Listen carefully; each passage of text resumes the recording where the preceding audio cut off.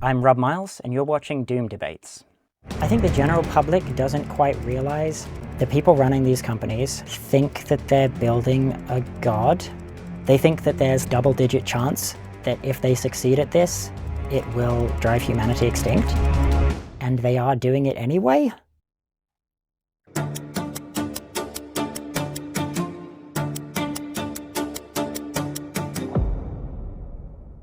Welcome to Doom Debates.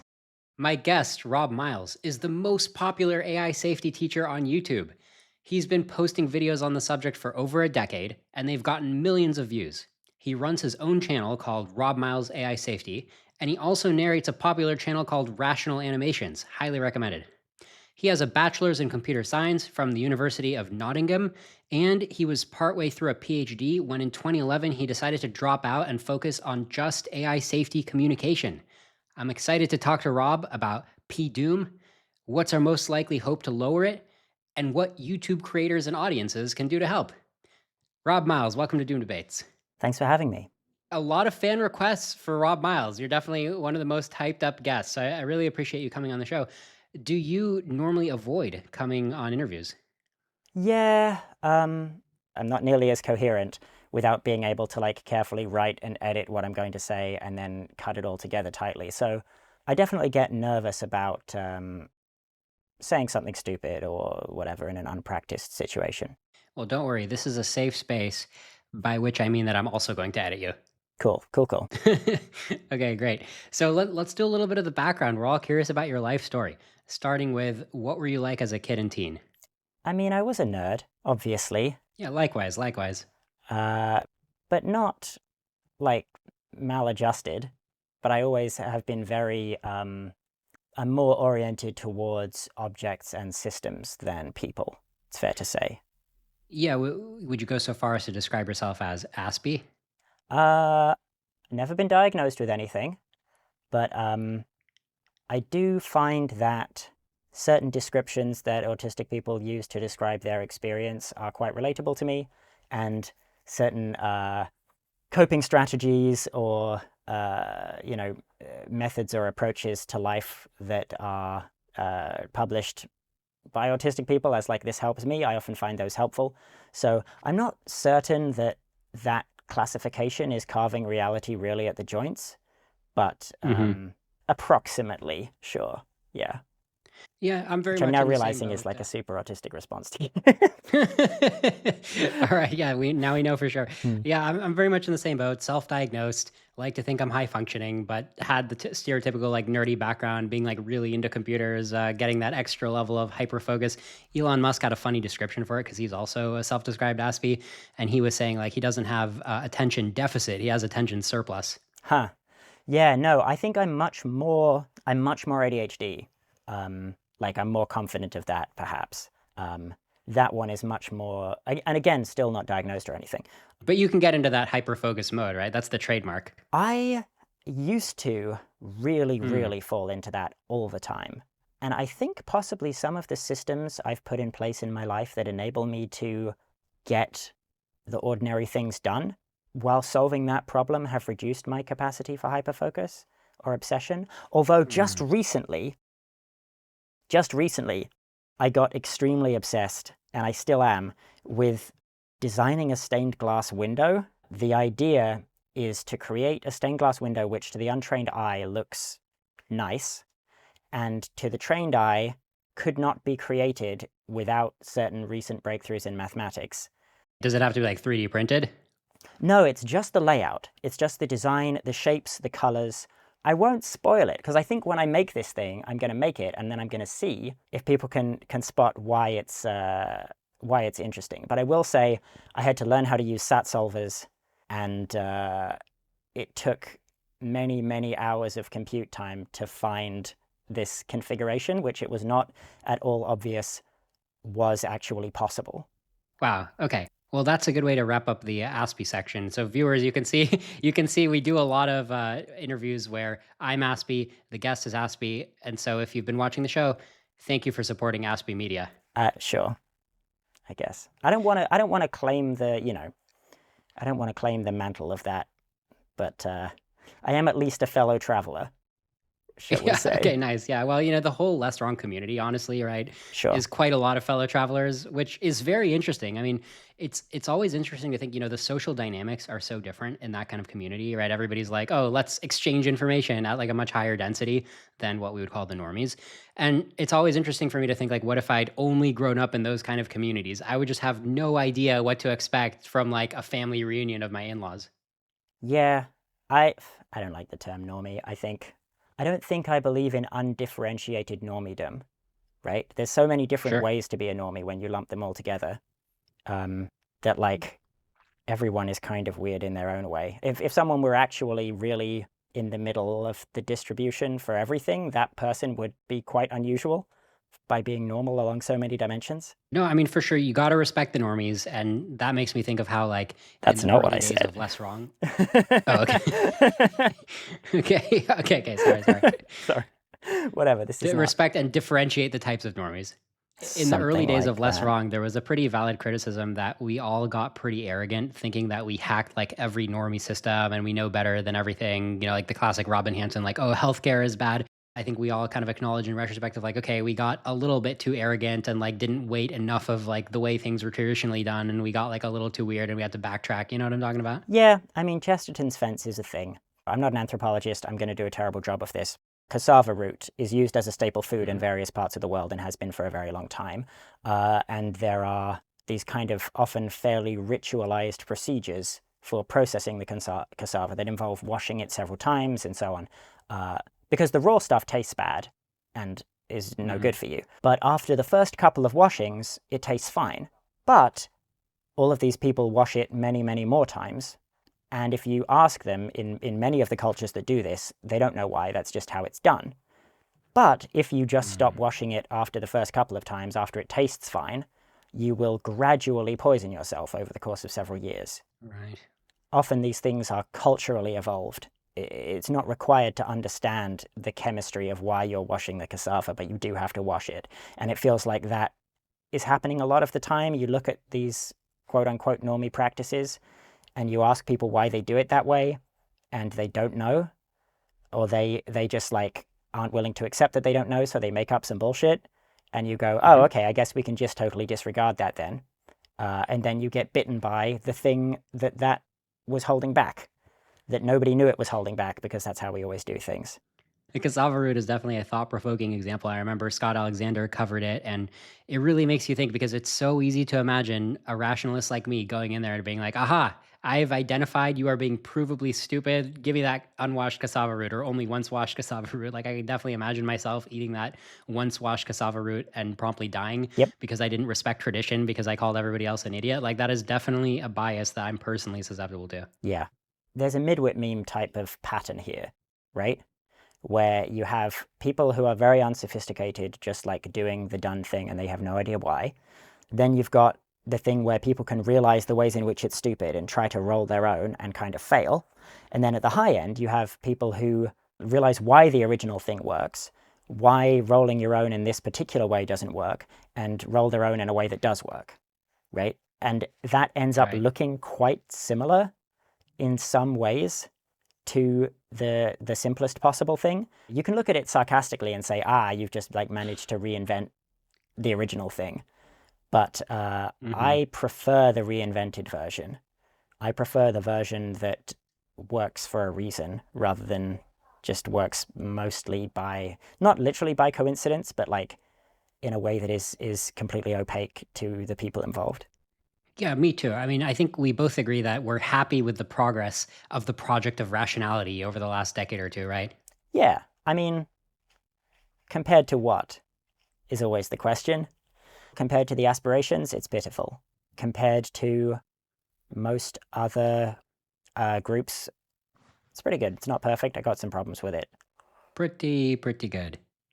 All right, so going back to the Rob life Oh story. yeah. So you were studying computer science in college, University of Mm-hmm. Nottingham, and you were a PhD student, but then you got really into AI safety and you considered being an AI safety researcher. Is that accurate so far? Yeah, the ordering's a little different. In undergrad, I got very interested in AI. I came to realize that AGI was possible and probably would happen in my lifetime, and also would not go well by default, and that this was kind of pretty obviously the most important problem that I could be working on. And I decided, oh, okay, I guess I'll do that. Like, as a child, I never had a specific plan for what I was going to do. If people asked me what I was going to do, I'd say the job I end up doing probably doesn't exist yet because the future is hard to predict or whatever. And the adults would be like, oh, smart kid. You know, this kid's going places. He's really thinking about the future. But it's not true at all. I was trying to avoid thinking about the future. I was being a complete smartass and avoiding thinking about what I actually wanted to do with my life. That was part of my decision to get a PhD, because I thought, well, if I'm going to solve this AI thing, I probably need to be a researcher. And to be a researcher, you get a PhD, right? That's the vocational training in research. So that was the path that I chose. And then you had that transition where you're working toward the PhD and you were doing computer file, you were helping them make videos about computer concepts, but I think you came in with this idea of talking about AI safety, and that proved really popular because it's such an exciting topic and nobody had really heard it before, that AI is imminently threatening to kill everybody.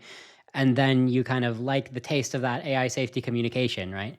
Yeah, absolutely. It's one of those things where you kind of succeed by being naive or something. I was just kind of naively going, hey guys, look at this huge, enormously interesting thing that's like sitting right here that nobody's talking about. And I was happy to talk about it because I was a random PhD student. People were talking about it on Less Wrong, but Less Wrong was just not mainstream accessible the way your communication was. Right, and like academic computer science wasn't really talking about it. I mean, like this was pre almost any kind of deep learning. And my PhD was AI, but it wasn't neural networks at all. At what point did you say, this is so great, I know what my calling is, I'm going to be an AI safety communicator? I knew that I enjoyed it, and after doing it a few times, I had some indication that I was good at it. A really important piece of life advice, by the way, something that really changed my life for the better, is someone said to me that being good at a thing does not feel like being good at a thing. What it feels like is everyone else being inexplicably bad at a thing. And so if you want to know what you're really good at, think about what almost everyone just screws up for no good reason. That's probably the thing you're good at. And so I noticed a lot of people talking about these things, or talking about technical ideas in general, were just really unnecessarily dropping the ball in a bunch of ways. And that made me think, maybe I'm just good at explaining technical concepts. The idea that I could do this for a living only happened very gradually. Once I'd been on computer file for a while and the videos were doing very well, I thought, you know, if I start my own channel, I already have a kind of pre-made audience there that know what I'm about and they like the stuff I'm doing. And starting my channel when I actually did it was not a risk at all, because I think I got 1,000 subscribers on my channel before I had 1,000 total channel views. I just mentioned the channel on computer file and a bunch of people were like, yeah, sure, I don't have to watch anything, I'll just subscribe to that, which is obviously not the normal channel growth profile. Right, yeah, exactly. You had the audience, yeah, you had the Rob fans. Yeah, in terms of what everybody else seems bad at, I mean, I know what you're talking about, because watching your videos, you definitely make everything sound simple. You make it look easy that you're doing this kind of communication, but what you're actually saying is very rigorous. Like, you're giving an analysis of these kind of papers and these concepts, and I'm like, oh, wow, you actually became very precise with this stuff. And it's disarming because it sounds like you're kind of not trying, right? Like, it's coming so easily to you, like it's not a big deal. But compared to other people explaining it, you're actually getting it right. So it's a great combo. Thank you. Yeah, I think, like, a lot of the stuff is actually not complicated, right? Like, the core concepts of this are not complicated at all. You can simplify a lot, and this does not need to ever include saying a sentence which is false. I can't bring myself to do that in a video. And I guess that's where the rigor comes from. Just say the thing. Right. You don't need to dress it up. It's interesting as it is, right? Yeah. I've always thought Paul Graham and Eliezer Yudkowsky stand out in my mind as being super plain communicators. Yeah, Paul Graham is great. I like how many of his essays are like 3 paragraphs long, because it's like, right. I have this concept. I think it's an important concept. Here it is. Hope you enjoy. Bye. But like without half of the things right. that I said, right? Like half the things I said were extraneous. Yeah, exactly. You know, a common thing is like, okay, let me start this piece, and you write the intro, and it's very common that, okay, you wrote your intro, just kill the first paragraph, right? Start with the second paragraph. Yeah. I mean, when I think about systematizing this stuff and giving advice about it, I think I just got a really large number of repetitions from just explaining all kinds of technical things to all kinds of people because I enjoy doing it. I spent a ton of time on Reddit, like Ask Science or Ask Computer Science, those subreddits, where people just come in with questions and you do your best to answer them, or explain like I'm 5. I love explain like I'm 5.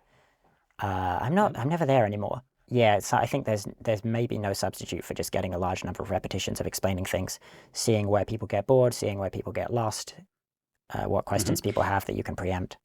Well, you've got that experience, and now you have over a decade of explaining AI safety, like 1.5 decades, I'm really. an old and man. You've become wildly successful. I wouldn't go that far. Do you have one of these? One of these plaques? Oh, yeah. Should I go get it? Yeah. Same here. You know, basically the same. Is yours actually from YouTube? Yeah. Oh, okay. Yeah, this one's from Amazon.com. But, you know, Didn't know you could do that. Essentially the same plaque. This one says, presented to Doom Debates for having a high P of 100,000 subscribers. Wow, okay. So this is a speculative plaque. Exactly. Where are the subscriber count at now? That was not grammatical. We're at, I think, 8,200. Okay. All right. Well, you're well on the way. So on a log scale, we're like 6 months away. Yeah, but that's how this stuff usually works. Exactly. All right. So you've got the plaques, you've got the following, and you're still doing these videos. You know, you're still working on the next thing. Trying to. What are you focusing on these days? I have shifted a little bit, got a little bit more political, but small p political, if you see what I mean. I think that the relevant factor in this has become more about what people do than the technical questions. The technical questions are still the thing that I'm most interested in, but they're possibly not the highest impact things to talk about right now.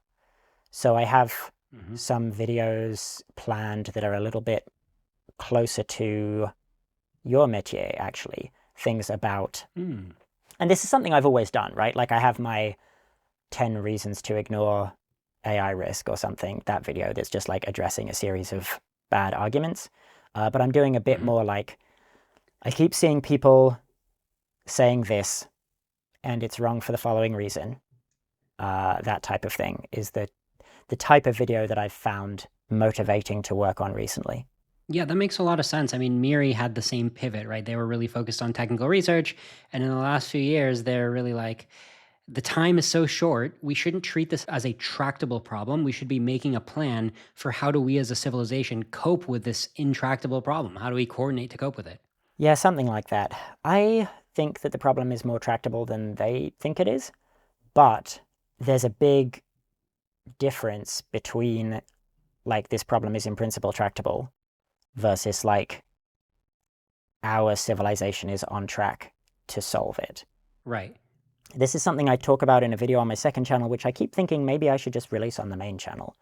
That like, there's no actual rule that says, like reality doesn't grade on a curve. There's no rule that says that the problems you're presented with are going to be the type of problems that you are currently equipped to deal with. We can be faced with a problem which is like relatively solvable, but just not by us because we don't have our shit together, basically. Yeah, and there's people who seem to be so smug about looking at our past successes, which to me seem like near misses. Like the example of nuclear comes to mind, right? Like, okay, the Cold War happened. We didn't nuke ourselves. We haven't had nuclear accidents in the meantime.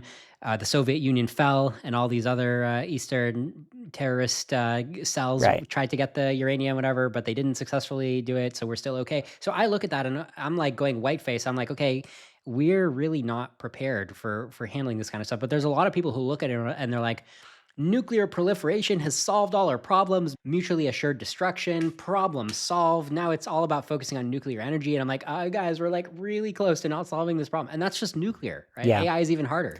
Yeah. I mean, look at Stanislav Petrov, look at Vasily Arkhipov. Like, we've had multiple instances where it could very easily have gone the other way. Like, there was this big sense of doom for, I guess, like decades of people just assuming or on some level believing that at some point there would be a large-scale nuclear war. And a lot of people look back on that with, ridicule. And I don't think that those people were wrong. The people who thought that they were definitely doomed obviously were wrong. But the people who thought that there was an unacceptably high risk and that this was like an enormous problem that people had to think really carefully about and do really dramatic things to deal with and so on, those people were absolutely right. And then the problem was dealt with. And like only just.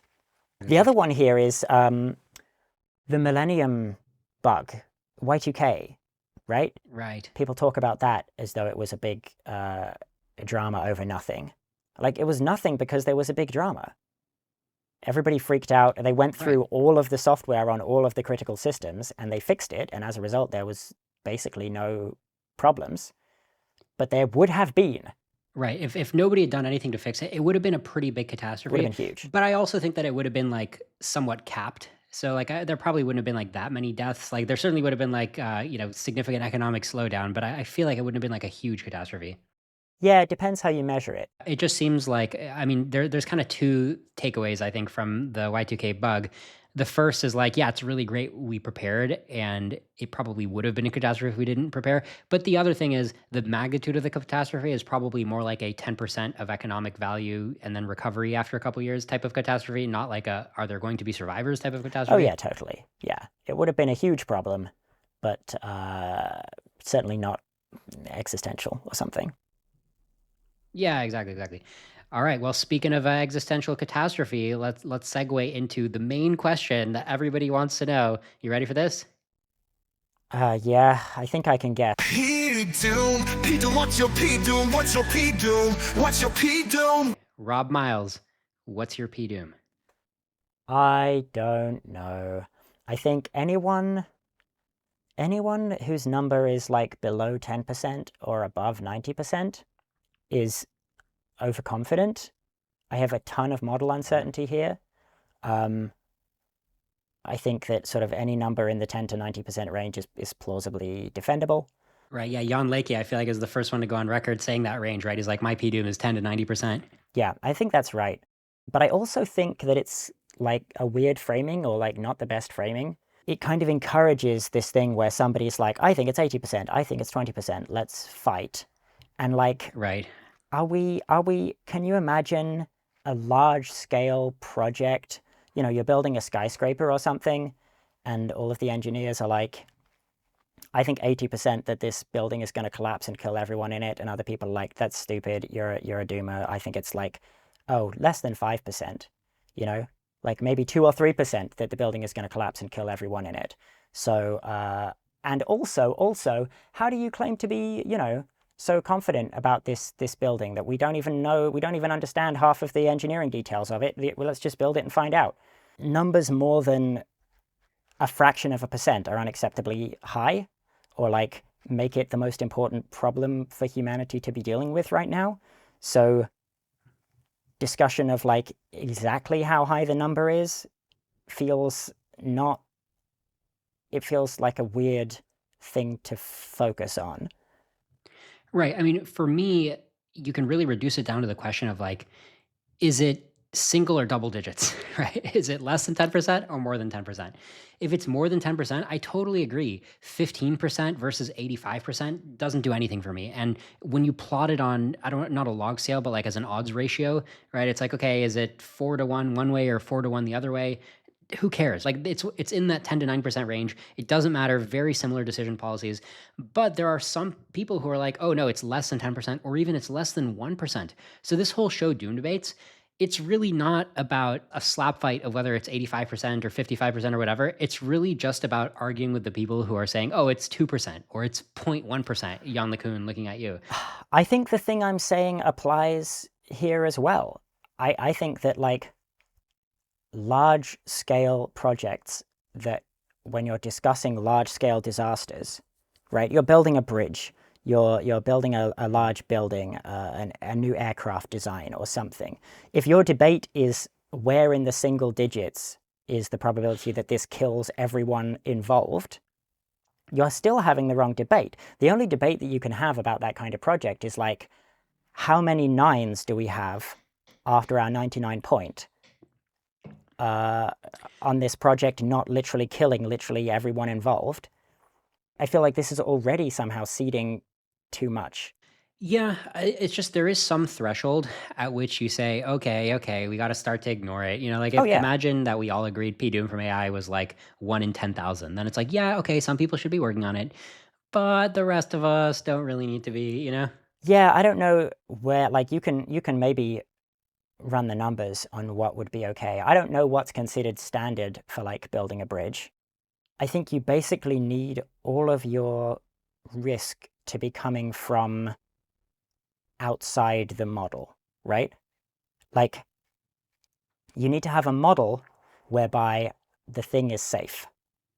And if your assumptions are correct and you've been very careful about checking your assumptions, and your logic is sound and you've been very careful about checking your logic, then the thing will not fail catastrophically.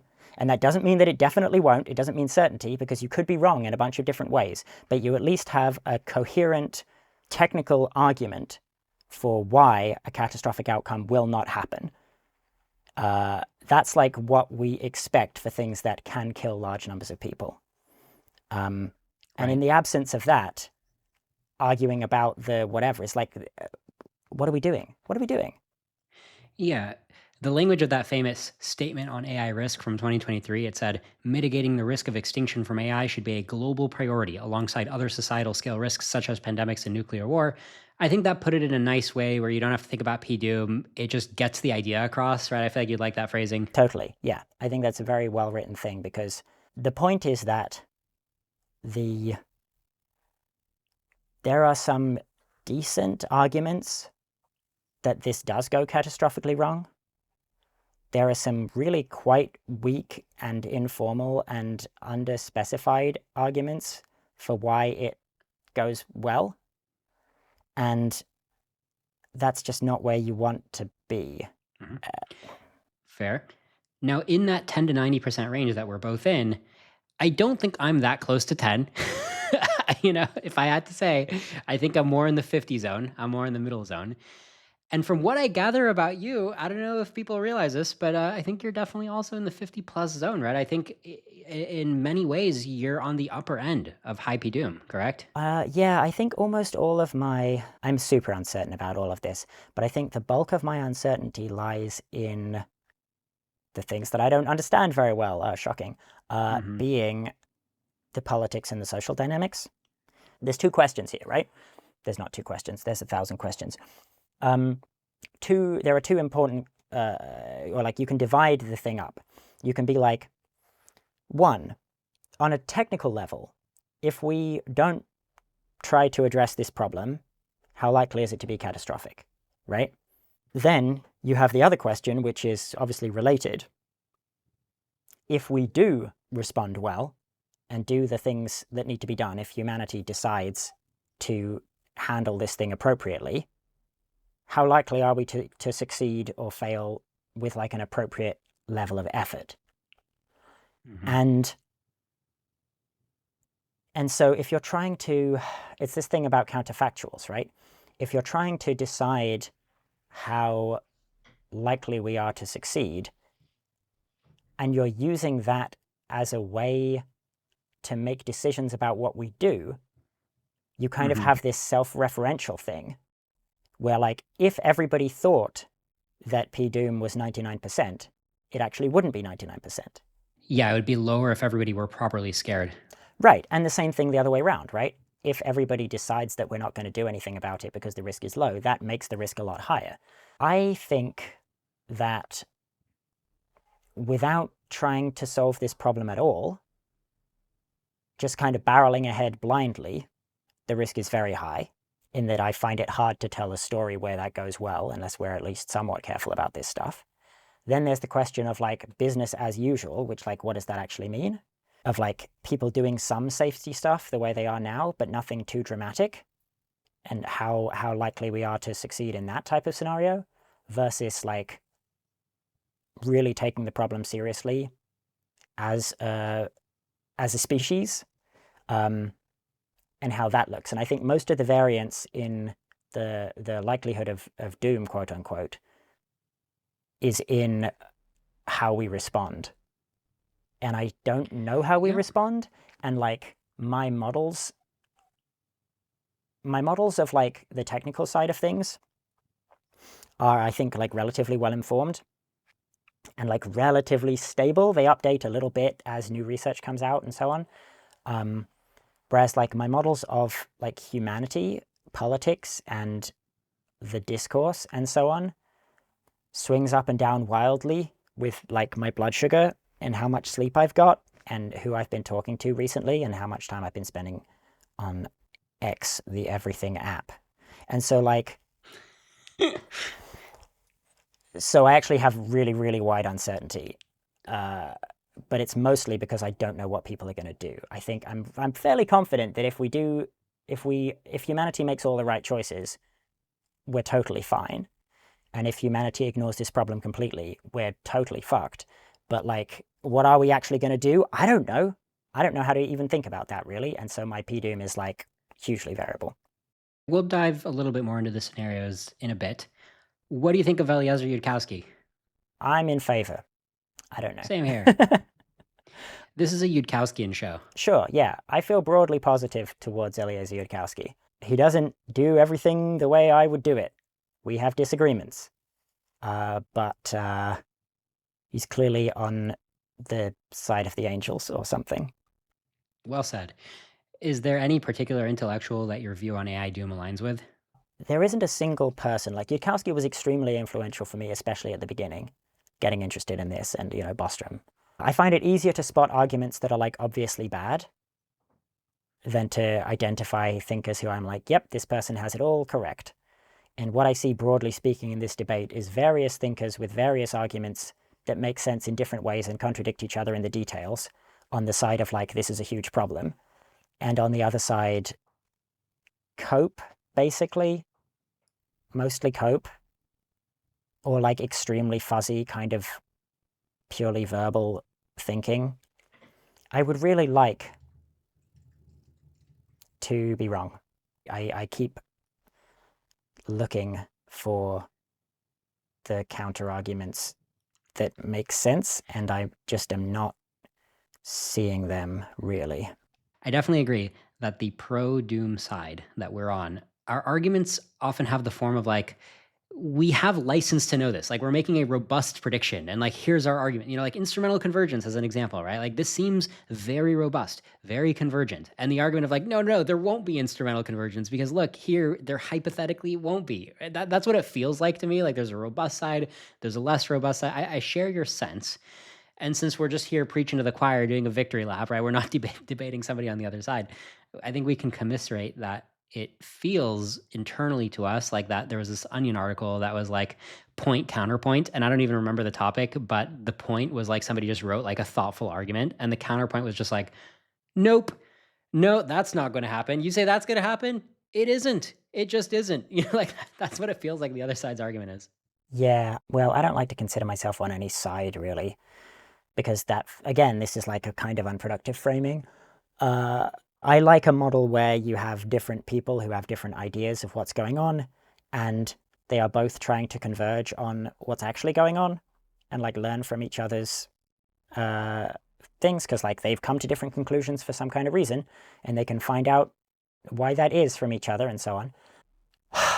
But I don't know, it feels increasingly well characterized as a debate or an argument between sides. It's really sad, because I really do try to hold myself to a pretty high standard in terms of argumentation and in terms of like norms of discussion. And I actually do try to see the point people are making. Like, I think the world is full of arguments where everyone on all sides is saying, but the other side has no arguments at all and they're just being stupid, right? And this sounds exactly like that. But like, I really want the good arguments. I really want this whole thing to be okay. I don't want to misrepresent the people who claim that this is not any kind of problem. And I don't want to select just the people who have the worst arguments to make fun of or something. Who is the person who, of the people you talked to, who you thought, oh wow, this person really taught me new things. They have a perspective that I hadn't thought about. They pointed out holes in my stuff that I wasn't considering, and they have like a coherent view of the other side, such that like they're actually coming to this in the spirit of figuring out the truth. It's a bit tricky, but I'm happy to take a stab at it. It's a healthy exercise.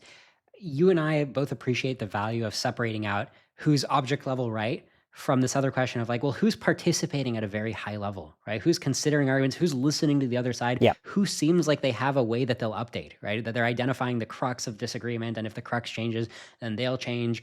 So Robin Hanson is a name that comes to mind of somebody who in many ways engages at a very high level. Viewers, you probably know Robin Hanson for the term great filter and a lot of promotion of the idea of prediction markets. And he's got a recent paper that I really like and I think is super underrated called Grabby Aliens, which in my mind likely solves the Fermi paradox. And a lot of other rationalist, less wrong types appreciate. I know Yudkowsky thinks it's very likely right. So Robin Hanson has been a great contributor object level. And then meta level, I do think he has a lot of the qualities of great discourse. He came on Dune Debates last year, and he was a really great sport for the debate. He definitely answered all of my arguments to him. He played ball really well. It's just at the same time, you and I think, agree that his object level arguments about why we're not doomed, which you can go back and listen to in that debate, we found them super unconvincing, right? And we're kind of surprised that he didn't update. Yeah. Oh, we should plug Rational Animations did Grabby Aliens, did some videos on the Grabby Aliens That's stuff. right. Yeah, that's right. That's where I learned a lot about it too. That's an amazing video. So I'll stick that up in the show notes. Rational Animations, Robin Hanson, Grabby Aliens. Fascinating stuff, because I still see people talking all over the place on podcasts being like, oh, what do you think of the Fermi paradox? Where are the aliens? And they're like making stuff up. I'm like, guys, get up to speed with the latest research. Like, this is the answer. Yeah. It's I don't feel qualified to judge cosmology discussions, but I certainly found that very like interesting, and I can't see anything obviously wrong with it, for what that's worth. Exactly. So in terms of who we really respect, though, on the non-doomer side, who's contributing equal intellectual heft to the Eliezer Yudkowskys of the world, but on the low P-Doom side. So we mentioned Robin Hanson. There's a cluster of people like Quentin Pope, Nora Belrose, who, to their credit, it does seem like they've read enough of the stuff that doomers say, so they're actually engaging with the arguments. Yeah. They're not coming in contrast to somebody like a Jan LeCun, who I would never include on the list of good arguers, because it really seems like he's surprised by the basic claims. He's like, oh, Yeah. let me think about this now. But somebody like a Quentin Pope, he's past that hurdle. He has engaged with the basic claims. He makes sophisticated arguments. There's a chance he's right. I still find his stuff unconvincing, but like, he's in that rarefied air of like, he seems to be engaging at a high level. Yeah. Okay. I feel like I probably should be engaging with those people more. I've talked to all of these people to some extent. I think you often have a kind of it's kind of a sad situation where,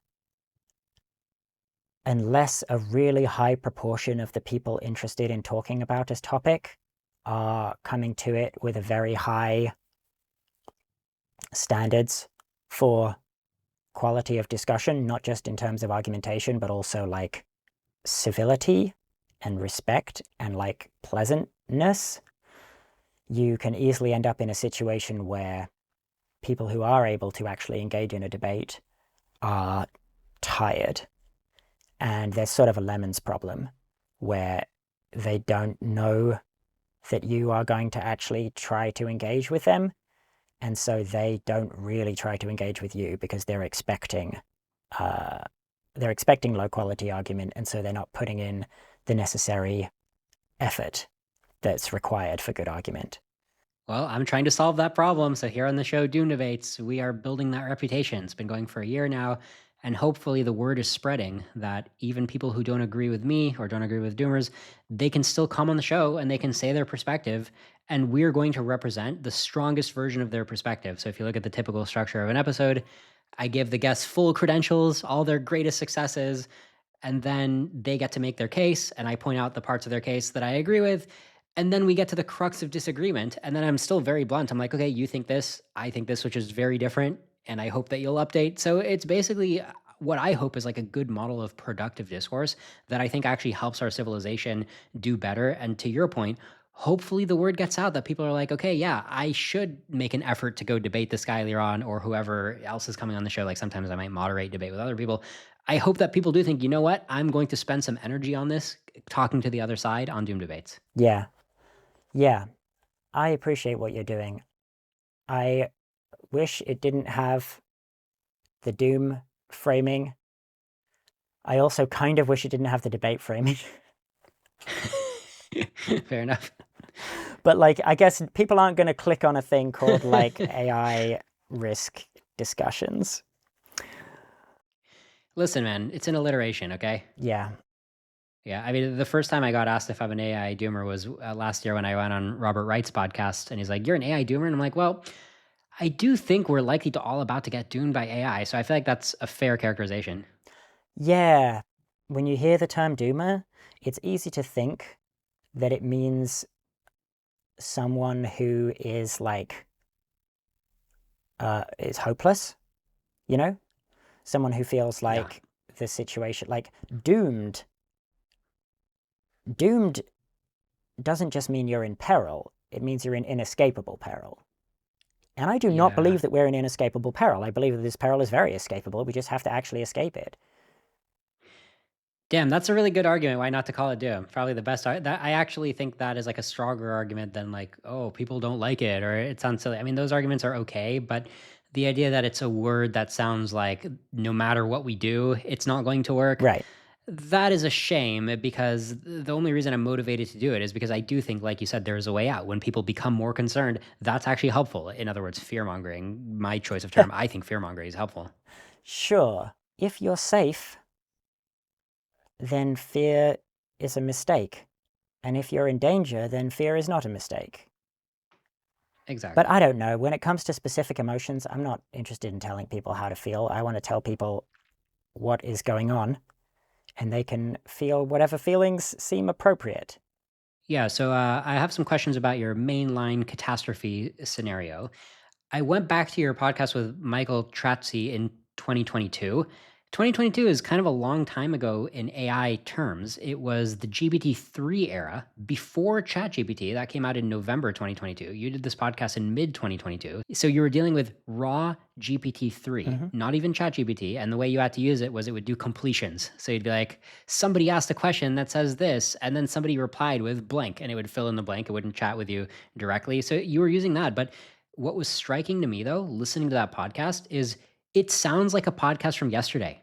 It sounds like you guys are living in 2025 and all of the advances, it sounds like you guys had already internalized and predicted them. Like if in your mind, AI was so salient, so like on this freight train, and that was before many billions of dollars at like these almost $1 trillion valuations happened. So it's Yeah, it really doesn't- crazy to go back and listen to that. I thought that when you said, oh, 2022 is a long time ago in AI.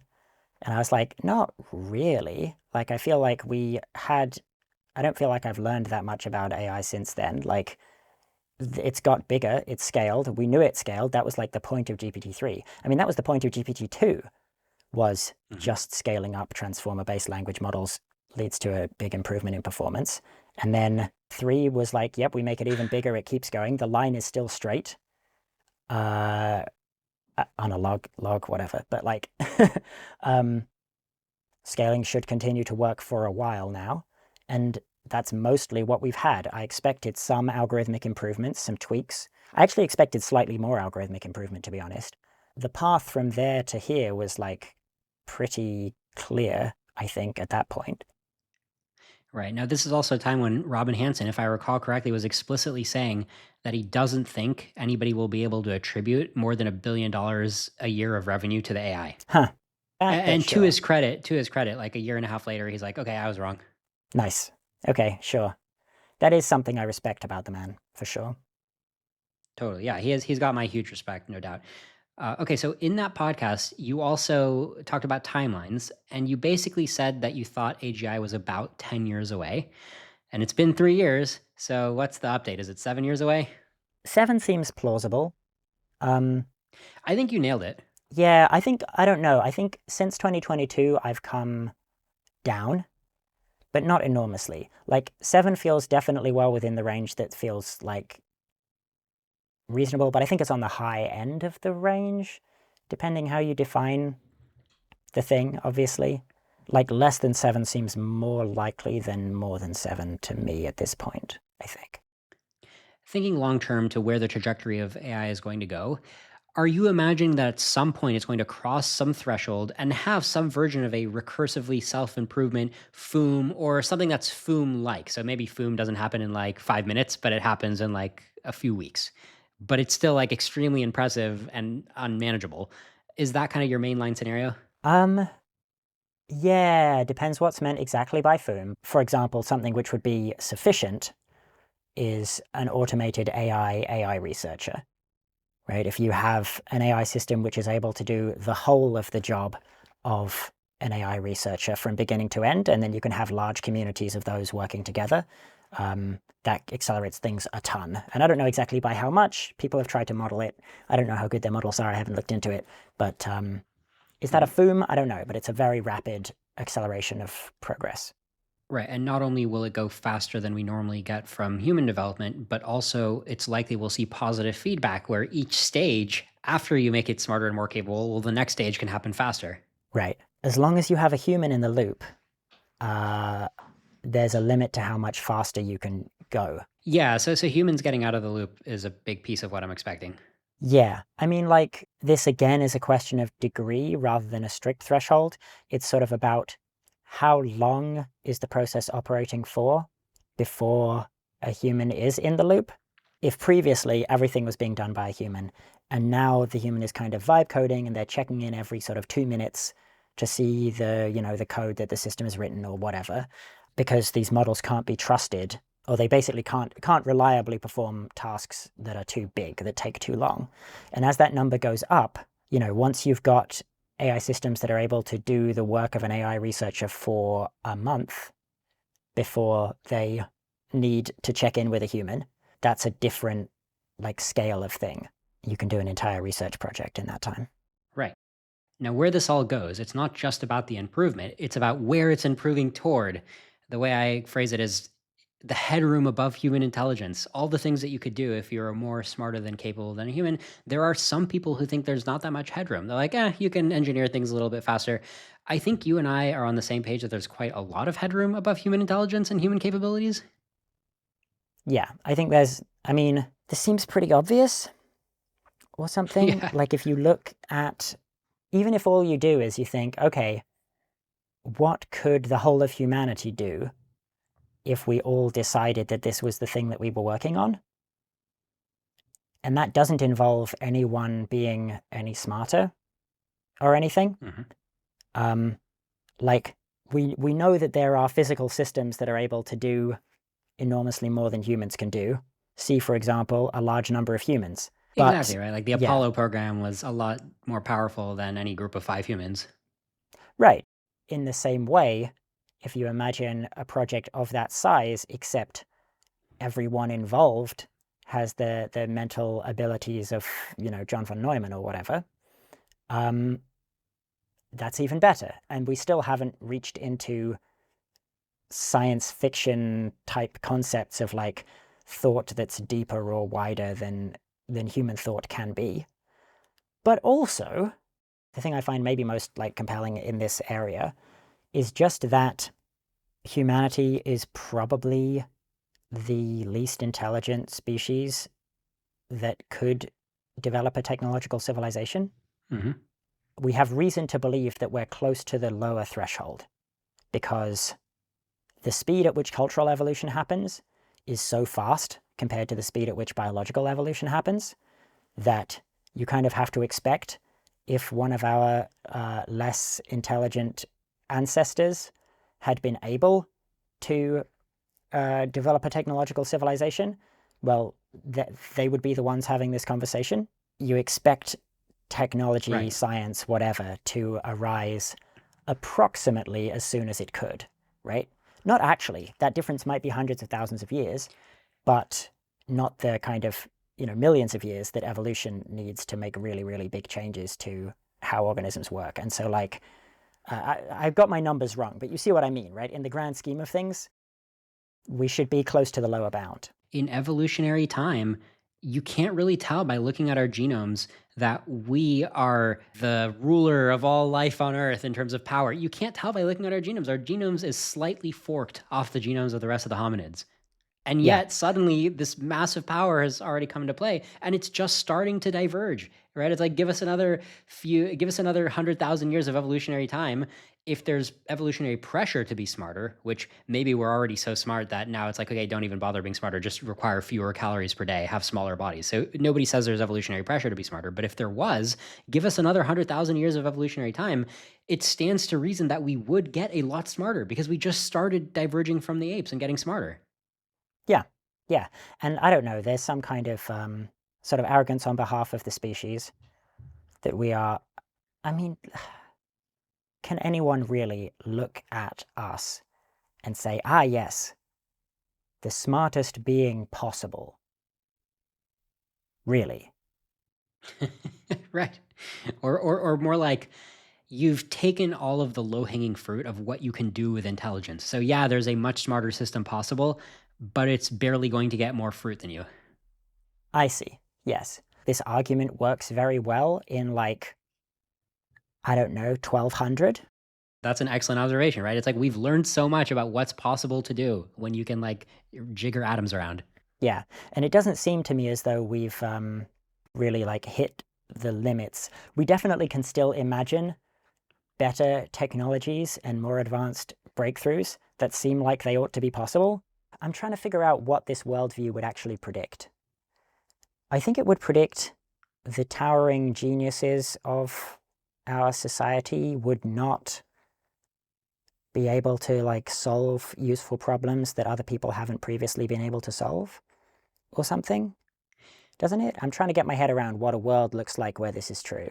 A good example is nanotech. I use that as a litmus test of whether somebody is giving enough weight to how crazy the future can get when you have smarter engineers around. In my mind, it's not a question that something deserving of the name nanotech is going to exist. Is it going to be limited to only being made out of the same kind of proteins that biological robots make stuff out of? Maybe, probably not, but maybe. But whatever it is, whatever limitations it's going to end up having, I believe it will truly be worthy of the name nanotech and it'll be truly impressive. And it's hard for me to imagine that that won't be the case. Yeah, I mean, I'm not a physicist, but the physicists I know certainly seem to think that something worthy of the name nanotech is possible. And so why not? Seems hard to do. Doesn't seem impossible. Biology is not going to maintain its monopoly on building cool small scale robots. We are going to get in there, and we or our successors are going to get in there and outshine biology on a small scale, the same way that we're outshining it on all kinds of scales. Yeah, I think a lot of people have a lot of respect for biology, which is well earned in some ways. Biological systems are staggering in their sophistication, their complexity, their robustness. But people are a little bit too impressed with evolution, I think. Yeah. Evolution is not actually very good at making things. It just had billions of years to work. The fact that we've started, depending how you measure it, a few hundred years ago and are like overtaking it in various ways, that's a blink of an eye evolutionarily, right? Yeah, I was just talking to Vitalik Buterin, recent guest on the show, and he was saying, I don't know, nanotech, like, why couldn't biology build more stuff? And I'm like, biology is much dumber than us. Yeah. Biology can only make local improvements. Pretty big constraint. Yeah, it has no plans, it has no abstraction. What it has is an enormous head start. Well said. So your mainline doom scenario, just predict the future, a future that's more likely than any other future. I believe you've already said on other podcasts that your mainline scenario is things do go crazy and uncontrollable. So any detail you want to add on that? Yeah, I think it's hard for me to know if I think that this is more likely or if I think it sort of hangs together better as a story, which is not quite the same thing. But I think you get accelerated research, you get AI systems doing research with a human in the loop at some point, but the human is increasingly less involved. And you start finding things. I expect there to be AI agents which are acting as AI researchers, doing a bunch of automated research with human beings possibly in the loop at some level or on the loop or believing that they're supervising it, but there's just way too much going on for them to really understand what's happening. At which point we have some breakthroughs. We find things that are conceptual advances, things that work better than LLMs, that are more computationally efficient, at which point the thing speeds up.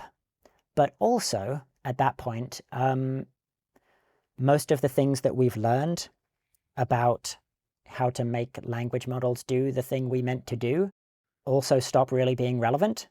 And so whatever sort of guarantees we might have been able to get about the behavior of these systems are lost. And I expect by the time that stuff starts to get into full swing, we'll have a tremendous amount of compute such that when we start getting like entirely new approaches that work much better, they can run quite fast and in quite large numbers without being too held back by how much compute is available, at least in the short term. And yeah, things kind of run away from there.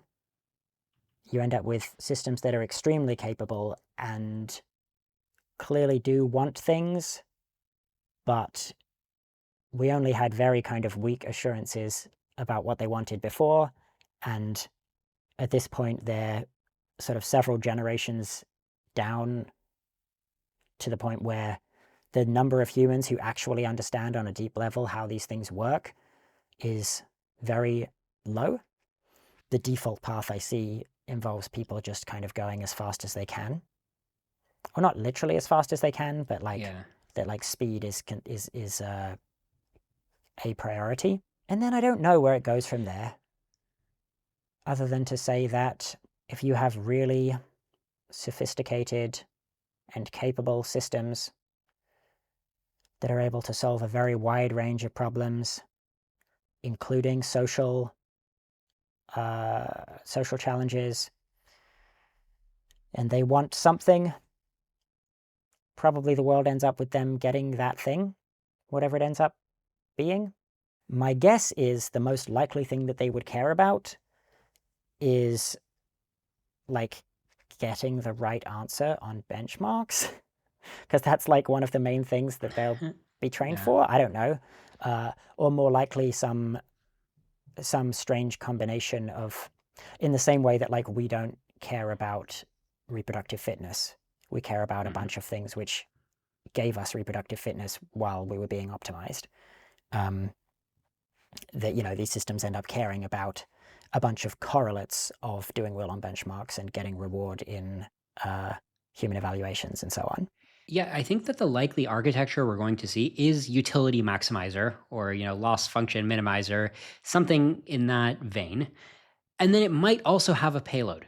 So it's like, yes, it's instrumentally convergent for me to reproduce myself, for me to stop myself from getting killed, for me to acquire resources, acquire territory, acquire an army of humans. These are all instrumentally convergent. But in addition to the assumed instrumentally convergent resource power stuff, in addition to that, there could also be a payload. Like, by the way, at the end of all that, I want to maximize paperclips. Right. And you're saying it's hard to know what the payload is going to be. Maybe it'll just be like simulating humans, giving it upvotes on benchmarks. That could be the payload. I think it's an interesting question whether we should assume that there won't even be a payload, right? Maybe it'll, because I mean, that's kind of like what evolution was going for. It's like no payload, just raw reproduction. It's almost like raw instrumental convergence with no payload, just whatever reproduces yourself. And the goal of reproducing yourself is to reproduce yourself again. It's reproduction all the way down. That's right. I think that that is a definite possibility. It depends what the landscape of AI systems, AI agents ends up looking like. If it is uncoordinated and competitive, then I think you do basically just kick off something a little bit like evolution again, except self-modification really changes the game. Like, human beings can't modify ourselves. If human beings could just reach into our own brains and change arbitrary things, we would not look the way we currently look. At some point in history, somebody would have changed themselves to instrumentally care about reproduction for its own sake, and we would be their descendants. And there would be no art, no music. There are some religions who have done that at the mean level pretty effectively. Not that effectively. I mean, aren't Mormons known for having a lot of kids? They have a lot of kids, but they don't care exclusively about that. They're not strategic about Yeah, that. not exclusively, but it's like a big tenet for them, right? I mean, neither of us are Mormon experts, but like, shouldn't we think that they're like in the process of taking over the population because of that? Maybe they will eventually, but there's something about the single-mindedness that they don't have. The classic thing is sperm banks pay you. That's absurd, right? From an evolutionary perspective, that's free reproductive fitness. Sperm banks should cost tens of thousands of dollars to donate to. It's like in Soviet Earth, sperm banks pay you. Right. Because we don't actually care about that. And what's more, I don't see Mormons overloading the sperm banks, right? Uh-huh. Yeah, they can definitely do better. Yeah, it just seems like every incremental improvement, though, should help. Yeah, I mean, again, give it long enough. But these things tend not Okay. to be very robust, right? They're not like really optimizing for it very hard, right? It's just like one of the many things that they care about. Right.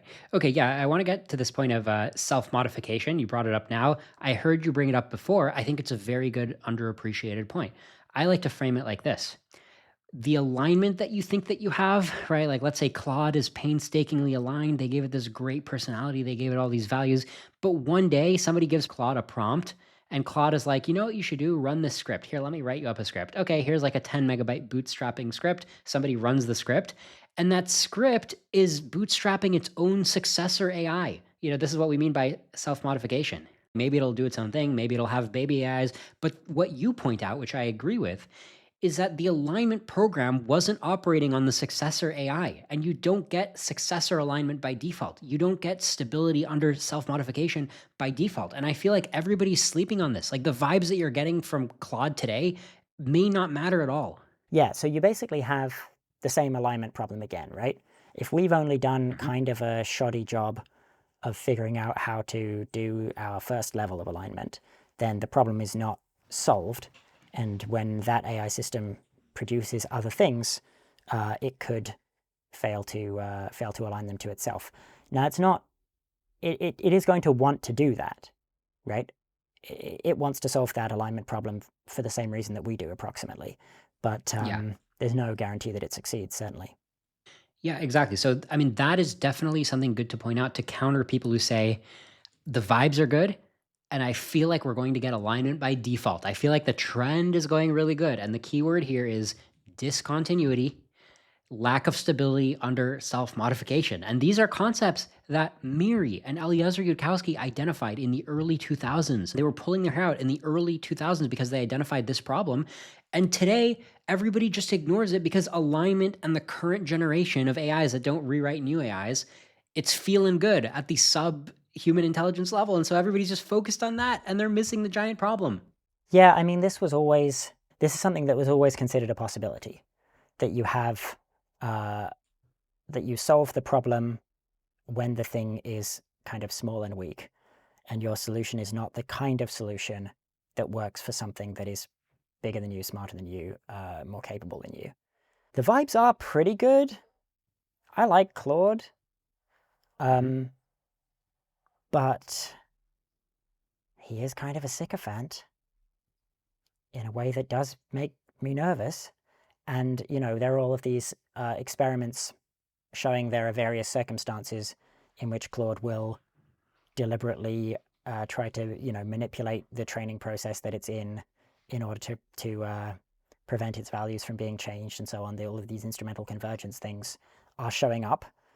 As you would expect, none of these findings are particularly surprising because, again, instrumental convergence is not a fact about transformers or a fact about humans or whatever. It's just a fact about, like, when an agent is trying to achieve something. It's Right. a fact about the world and about plans and about goals. That's right. I've used the word intellidynamics to distinguish those kinds of facts or dynamics, distinguish that area of study from the engineering of current AI systems. Sure. It wouldn't surprise me if there's already a term for it. I think agent foundations was the term that people are using, like in the Miri community. Right. Yeah. There is a question of, is the resulting thing a singleton versus is it like a complex ecosystem of different AI systems? Hmm. Does it wipe out human beings immediately or sort of gradually edge them out by sort of increasing competition and human beings becoming steadily less and less relevant to what happens on the planet? And then also, is the thing we end up with something that we would recognize as being kind of worthwhile by our own lights? Is it like successes to humans, or is it like, paper clips? Is it something that we just wouldn't even care Right. about? And Robin Hanson is really big on this idea that it's almost certainly a worthy successor. Yes, and I don't understand that perspective at all, in the sense that in the limit of economic competition, like with reliable self-modification and accurate replication, right? Replication without mutation, which is much more achievable with digital systems. Everything that isn't growth and acquiring resources is a liability. We live in this weird sort of time where our technological advancement is fast enough that we just actually have enough calories to feed everyone. Yeah, Robin Hanson got that one really right. Right, he called it the dream time. He pointed that out in like 2009 that we're living in the dream time. And at the time, I was still laying the foundations of my view of everything. And I'm like, we live in the dream time? And now I see this as like a very foundational, important observation about the present, as you say. We absolutely live in the dream time. This is an unusual situation to find ourselves in that people have kind of convinced themselves is normal because it's all they personally have ever known. Totally. Totally. But I think that a future where all the economic activity is automated, we're back out of the dream time again. We're back in the That's Malthusian right. condition. That's right. And to clarify for viewers, this is like a rare kind of rich society because the amount of resources per human is so far above subsistence. And like, yes, there's poor people still making $1 or $2 a day, but the median human has so many more resources than they need to just optimize their genes and have a few children and live out a decent life. And that is rare. And what you're saying is it wasn't true in the past. It's likely not going to be true in the future. Yeah, the point is that there's an equilibrium, and the equilibrium is starvation.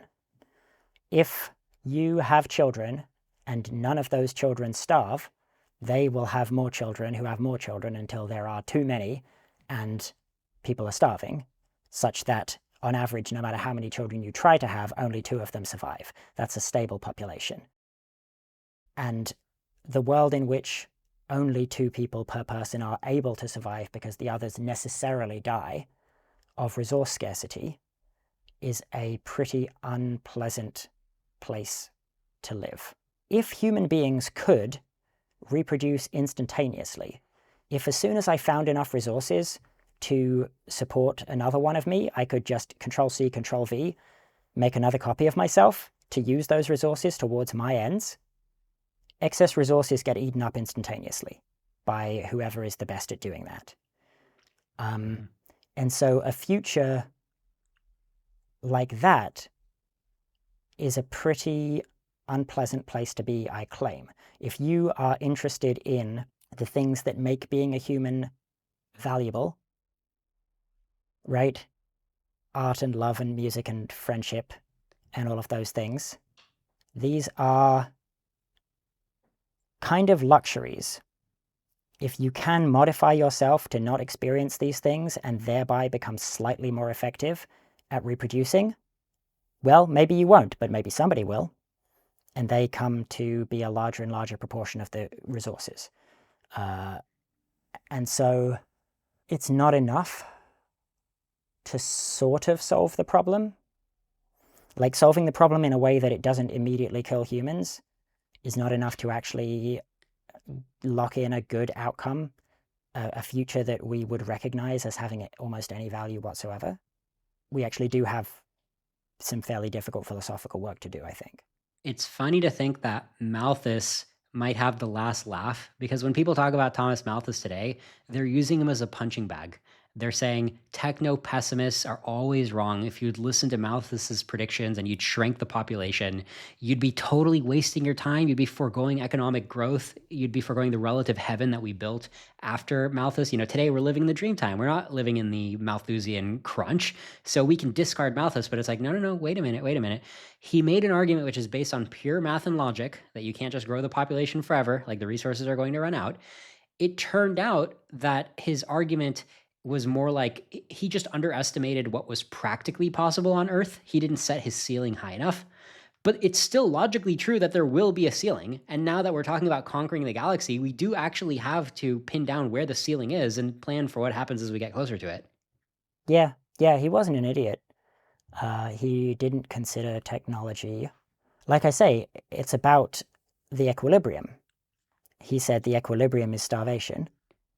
And it is, and we've been out of equilibrium for a long time. But if you want to stay out of equilibrium forever, you do have to change the underlying dynamics somehow. You do have to do something pretty dramatic. And I think like an aligned superintelligence could be that thing, right? We could actually structure the future in a way that involves very large numbers of happy human beings, or something that we would value equivalently to human beings, living rewarding and fulfilling lives. This is fully within the range of possibilities. It doesn't seem like the thing you get just by default without trying specifically to aim for it. This is a really funny connection that I haven't made before, because if you look at the techno-optimist worldview, they basically put a box around the year like 1760 to present, basically like these great boom times since the Industrial Revolution. And they're like, listen, this is how it's going to go from now on.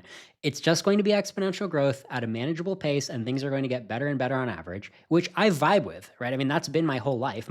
The world has been getting richer. I've noticed things around me getting richer. Like grocery stores are noticeably higher quality than when I was a kid. The shops I go to, a lot of stuff. I've noticed the trend. I like the trend. Yes, it's so good. People like so underrate this. It's so technology is so good, and like growth is so good, and it's very and there are so many people who like don't see that. People who are very like, I mean, the type of thing that's typified by the like degrowth movement, which that pisses me off. Yeah. I think that is really like anti-human in a way that I have no tolerance for, and I totally understand the reflex to say, anyone who disagrees, like this is obviously just how things are, and everyone who disagrees, is just like some reflexive Luddite something. I get that reflex. I don't think it's correct, which I think is what you're about to say. Right. Okay. So you've got the Industrial Revolution box. And then, of course, you can draw a larger box. And the king of drawing boxes is Robin Hanson, right? He'll draw the box all the way back to before farming, right? And he's like, look, it's all a big exponential. So the funny thing I'm noticing now is like, okay, let's even take that as correct, that this is like the natural state of things.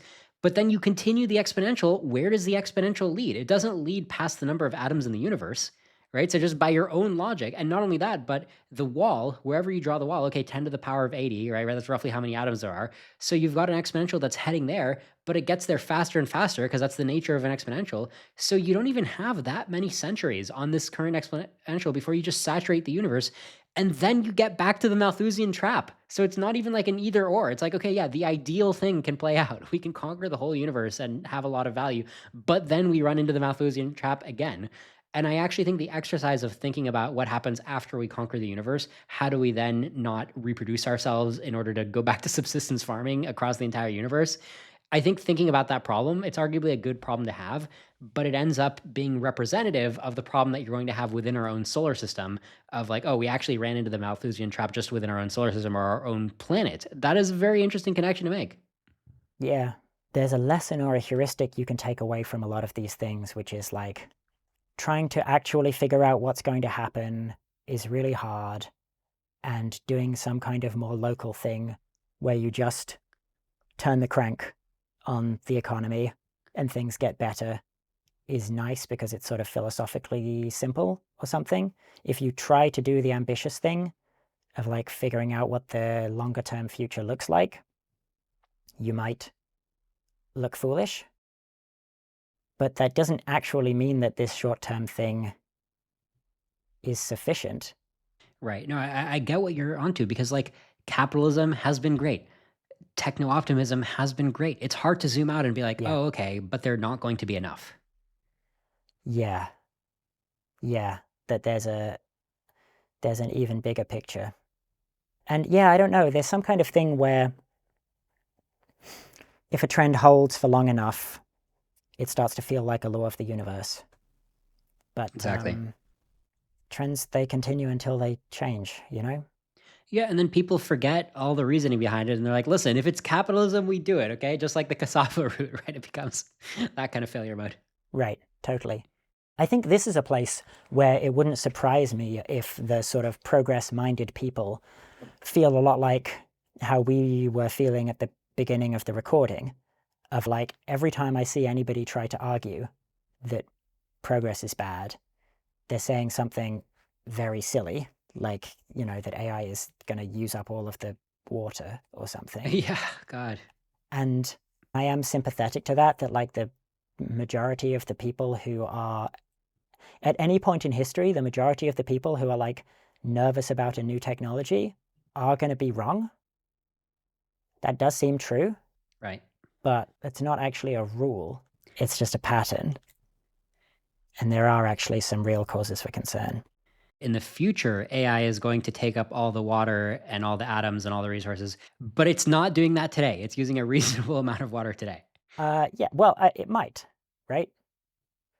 In the future, it'll be able to, and it might do it. Exactly. But it hasn't done it yet. Don't Hasn't jump done the it gun. yet. Yeah, this is funny. This is kind of recapitulating a video that I have coming out soon about why AI will be a different thing from all other technology. Even though it currently isn't, right? This is the other thing that, like, Right. current AI is fine. I'm not actually, like, it's causing problems, but they're the type of problems that new technology causes and the type of problems that just happen and we deal with them. And it does suck for the various people.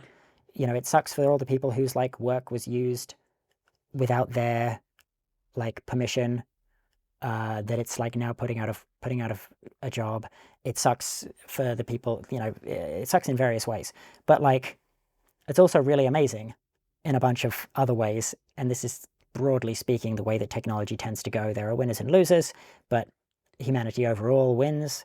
But AGI is a different thing. It's a different type of thing. It's a whole different category of thing than all other technology. People talk about the warning shot, right? A lot of people who watch this are sympathetic to doom risk, and they're like, we need a warning shot. And then some people make a big deal out of it, like, oh, so you're saying you want people to die? It's like, no, we don't want people to die. I think a really good ideal warning shot might just be to give you the computer virus experience. I kind of wish AI would start being a computer virus already, because I think that would really help people build the intuition of like, this isn't just an off button. This is a fight. It's me versus the AI, and it keeps getting better at the fight. Maybe. Yeah, I don't know. It seems to me like the problem with warning shots is there's probably a fairly narrow window where the system is, like, smart enough to do something malicious that isn't cute. Because right now, AI systems are doing malicious stuff all the time, but it's cute, right? It's funny. Right, it's like, haha, he wanted to go call my boss and tell her that I looked at porn. It's like, that's cute, but it can't. Right. It's not going to do it. It's not enough to wake people up.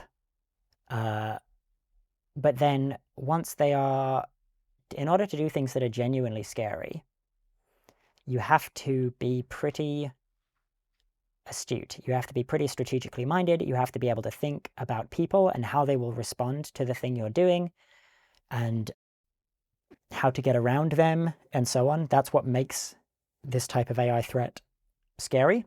I'm kind of reminded of that bit in The Simpsons where Marge is like, oh, this person is trying to kill me. And the police chief is like, look, just show me the knife in your back, right? Not too deep, but it should be able to stand by itself. It's like, he's only willing to try to stop the crime at the point where the knife is like part way into the back, but not all the way in, because that's too much. But it should be able to stand by itself. I feel like that with warning shots. People are like, show me the thing that's like extremely, extremely dangerous and scary and undeniable, but not, you know, actually like taking over in a way that's not recoverable. And like that might just not happen. It could happen. I don't know. Models are a lot derpier than I would have predicted in 2010. and there's a lot more of them in more variety. And so like you actually get a lot of at-bats for these systems to do something really catastrophically stupid. But like, we don't want something catastrophically stupid. We want something not quite catastrophically smart. Mm-hmm. And that's just a really thin, it's possible that doesn't exist. That is to say that like the level of seriousness that you would need in order for it to be the thing that we classically think of as a warning shot that really actually convinces enough of the relevant people, that might just straightforwardly require at least as much capability as something genuinely actually catastrophic. In which case, maybe there just is no overlap time where that happens. I don't know. I agree. Definitely not guaranteed a good warning shot. So let's talk about how me and you, YouTubers like us, podcasters, what we can do to lower PDoom and what our listeners can do. Sounds good. What about moving the Overton window about the concept of a high PDoom? It really hasn't sunk in to the average American. I mean, they've heard it before, months ago, they randomly heard somebody on TV say it, but they just never think about it. And when they talk to me, I'm just casually talking to somebody who is not within our community. And I'm like, yeah, I'm really scared that human extinction is imminent.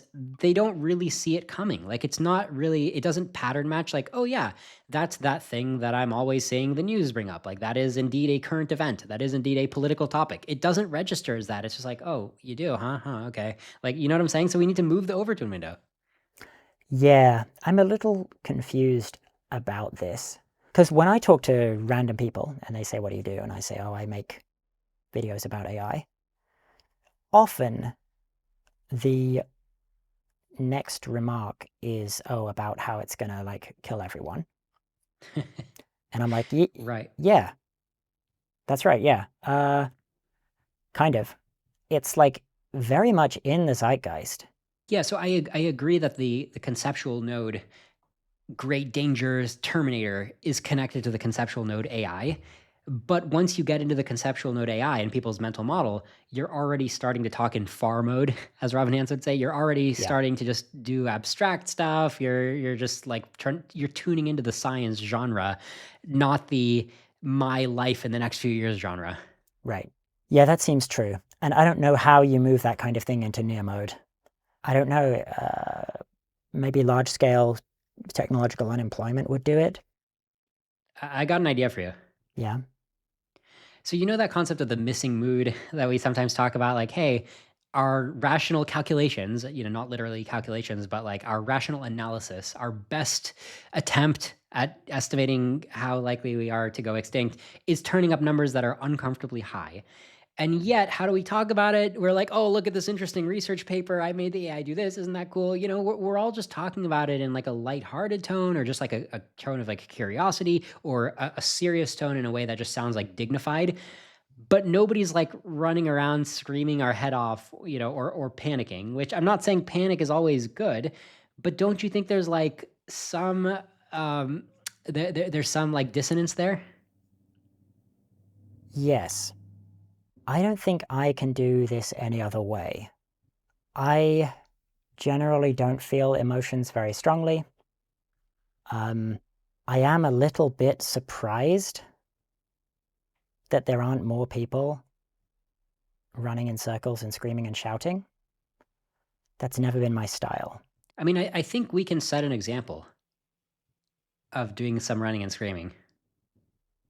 Perhaps. I think somebody should do it. I don't think I should do it. Suffice to say, a less even-keeled man in my position would be running in circles and screaming and shouting. There's a sense in which that is an appropriate response. I don't think it would help, so I'm not doing that. But I don't want people to read from my calm that everything is okay, because it's really not. Take a close look at Rob. Rob Miles expert here. This is actually the face that a Rob Miles makes when he's in extreme distress. I mean, yeah, basically. I don't know. I had a whole thing about this a couple of years ago where I tried to connect with this whole thing more on an emotional level. And it was very difficult. It was kind of paralyzing, actually. The enormity of the thing and the idea that I might play some non-trivial role in it, the weight of that responsibility was paralyzing. I mean, this is what I said. I had a video about this. You ever been on a group project at school and realized that the team that you're on is not up to it? Is like, and you have a choice of like, either you just try and do the whole project yourself, or you can like resign yourself to failing that class. Yeah. Or you can be part of a company, right? Where you've got this command structure at the company saying, okay, we're doing this revenue, we're going to try to increase revenue. But you look around at the company and you're like, this is a sinking ship. I know you guys aren't talking in those terms, whether it's you're not being honest or you don't know what's going on, but this is not a successful project, even though I'm drawing a salary here. I think that's a pretty common realization that people have at companies. Yeah, but of course you can leave the company, right? Right. So yeah, maybe the thing to do is to scream and shout. If you think that would help. I don't know. I think that there should just be more people doing more different things. Somebody should be screaming and shouting. Right. So this gets into protesting, and very few people are doing it. I certainly hope to see more. I know you've been known to show up at a protest once in a while. So, I mean, I like to take that megaphone and yell at these big buildings where these AI people are going to work, just because it's not like I'm emotionally feeling like they're going to listen to me in that moment. You and I, we're clearly both the same personality type, where when we think of doing stuff like that, it's always going to be a little detached, not feeling it as deeply as I think a lot of people would, the strengths of the emotions. But that said, even though we may be a little bit detached doing the act, we still think it's the right thing to do. It's the correct action. It's the right communication that society needs to hear. Yeah, I'm pretty uncomfortable with a lot of the aesthetics of protesting. I think usually when people are protesting, in order to be the type of slogan that people can chant, it almost has to be not quite true or something. Like a lot of the time, the constraints that political activism is under are hard to reconcile with the level of nuance that I think is called for on an issue like this. There is a fairly simple message that the risk that we face from very advanced artificial general intelligence is unacceptably high, and our society is doing a terrible job of dealing with it and needs to take it enormously more seriously. That is true from actually a very wide variety of possible angles and perspectives on the technology and the future of where I it's even going. think that the message is chantable. If you look at what we were chanting last protest, it sounds like, what do we want? Safe AI. When do we want it? Later. Do we want it in a day? No! Do we want it in a year? No! Do we want it in a decade? Maybe! I think that's a pretty good chant.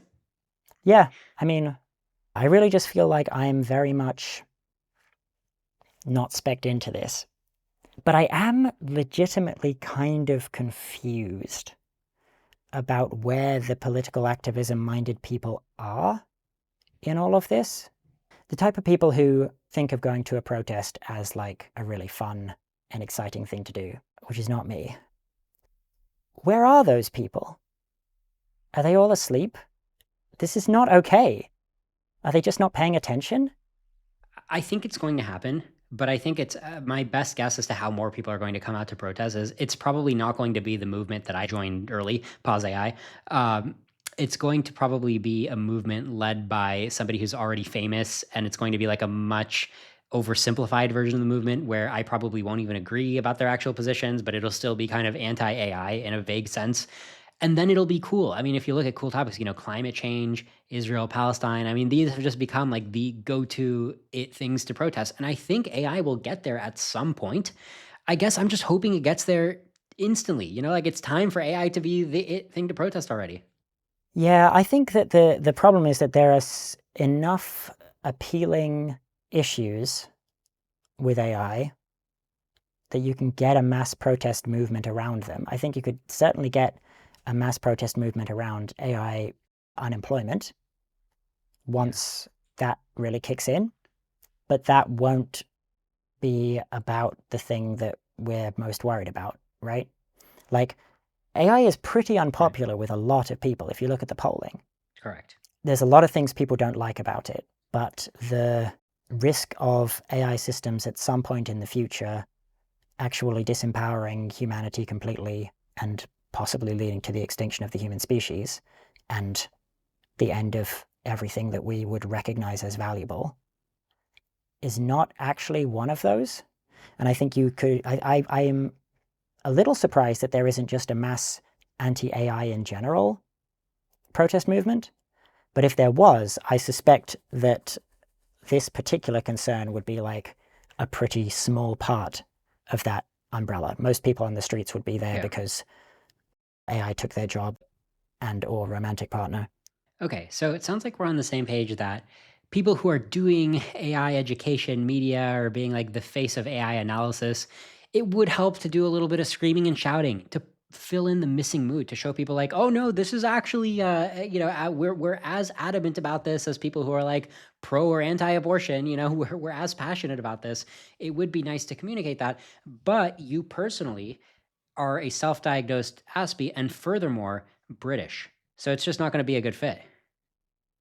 Yeah, I kind of can imagine people looking at the apparent emotion of the captain of the Titanic or something. I'm aware of how conceited it is to cast myself as the captain in this scenario. I'm not in charge of a damn thing. But there's a kind of a stoicism. There's a kind of a, stiff upper lip, for want of a better phrase, of like, no good getting upset about it. Ship definitely taking on water. Let's do what we can about that. Everybody to the lifeboats. But like, are you not going to get into the lifeboats if I'm not crying? You know what I mean? Yeah, but maybe you should be yelling. Yeah, perhaps. Because, like on flights, when the plane makes like an unexpected landing, a water landing or whatever, right, and they're taking out the slides, I think they train the flight attendants to really yell. Interesting. Yeah, I mean, that may also have practical, I expect it to be loud in that situation. I guess it's loud now. It's getting louder. Yeah, so I think there's something here where like, we got to get the ball rolling. We got to change. We have to get to a place in discourse where it really sounds like, the missing mood is filled in basically, right? And I think it's like I'm trying to do my part, at least by saying, hey, P-Doom is high. You think that extinction is likely soon. I think extinction is likely soon. Okay, let's make sure to talk about that. Like, we can't really have a conversation about anything else without at least pointing to the big asteroid or whatever. So being explicit that P-Doom is high, even if you're not literally yelling or being emotional, I think that's another step, is being like, hey, before we continue with like this particular topic of today's episode, let me just remind you that a lot of us observers think that there's not a high chance of surviving the next decade or two. Yeah, I do agree that there is a tremendous cowardice among a lot of people on this, that they are not saying what they think because they want to be taken seriously. I'm trying not to do that. There is, of course, a pressure in that direction. I think if I had been screaming and shouting from the beginning, I wouldn't be in the position I'm in now. It's certainly easy to dismiss someone who's screaming and shouting relative to somebody who's calmly laying out the facts. I think both things should exist. Okay. And I am much better suited to be the person calmly laying out the facts. All right, deal. You give me the facts, and then I will react with the appropriate emotion when I hear the fact. Okay. Because these are not, for the people at home, this is not normal. We are not living in normal times. We're not in the type of situation that we've faced many times before. The standard approach is business as usual is not guaranteed to work. I mean, it's never guaranteed to work. It's not even particularly likely to work. We are at a point in history where we are called upon to do something new, to actually try to solve a genuinely difficult problem that we might not be well equipped to solve. And it's on us. Because nobody is, there's not some secret room somewhere of people who understand what's going on. There isn't. I've been involved in some relatively high-level things. Not the very top, but the standard of the conversation there is not the highest. And the level of knowledge and understanding, it's not extraordinary. It's not terrible. It's okay. But I don't know if it's up to it. Right. I mean, these rooms, these conference rooms with the highest level people, once in a while you get some real talent in there, but a lot of times you just get people who are decent, as you say. Right. And there's still definitely an attitude of, we're going to run the standard playbook for technology that some people think might have some issues. And I don't expect the standard playbook to cut it. So yeah, it would be cool to have more people wake up and start making more noise. I think you versus me, there's actually something very ironic here, because I actually think that on an emotional level and on a gut level, you're farther along toward feeling that the ship is definitely going to sink. Sorry, not definitely, but like likely going to sink, seems to be sinking. I think you're farther along with your emotional brain, with your gut.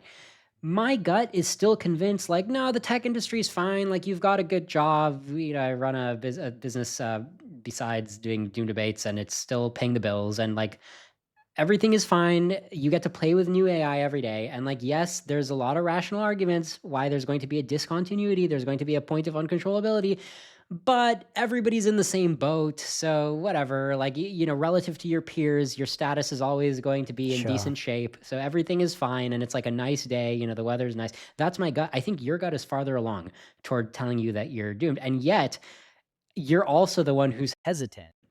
So it's like, I have to be the one to make a big deal out of it on your behalf.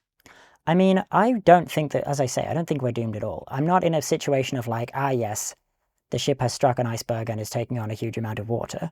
What I think, where I'm at, is like, yep, that's definitely a big iceberg up ahead. Yep, we are definitely headed straight for it right now. It's getting closer all the time. We don't have that long to steer. And the people who say that the iceberg isn't there are delusional. And the people who say that, like, the ship is unsinkable, I don't know, maybe, but I don't think so. I don't really buy their arguments. And also, why don't we just steer? That's not the same thing as that we're doomed. Yeah, I think I have a bigger part of me that's like, this is such a fun ride. Man, what's going to happen when the ship goes forward? Some cool stuff is going to happen. Even though the other part of my brain is like, yeah, there's an iceberg there. We probably shouldn't steer there. But part of my brain is like, oh man, this is a great direction. I'm really excited to see what happens next. And I was there. I don't think that voice is helpful, but I'm just being honest because, I'm getting a lot of cool tech. Okay. I'm getting positive reinforcement. Yeah. I mean, I was there. That's a lot closer to where I was a few years ago, because this tech is extremely cool. It's so good, and it can do so many fun things. Right. And consumer products keep getting nicer. Okay. I can't help it.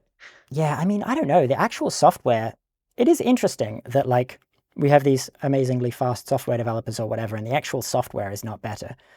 But then, of course, software as a whole is terrible. Yeah, iPhones are getting kind of slow. The hardware people keep bringing out better and better hardware every year, and the software just gets slower and worse written.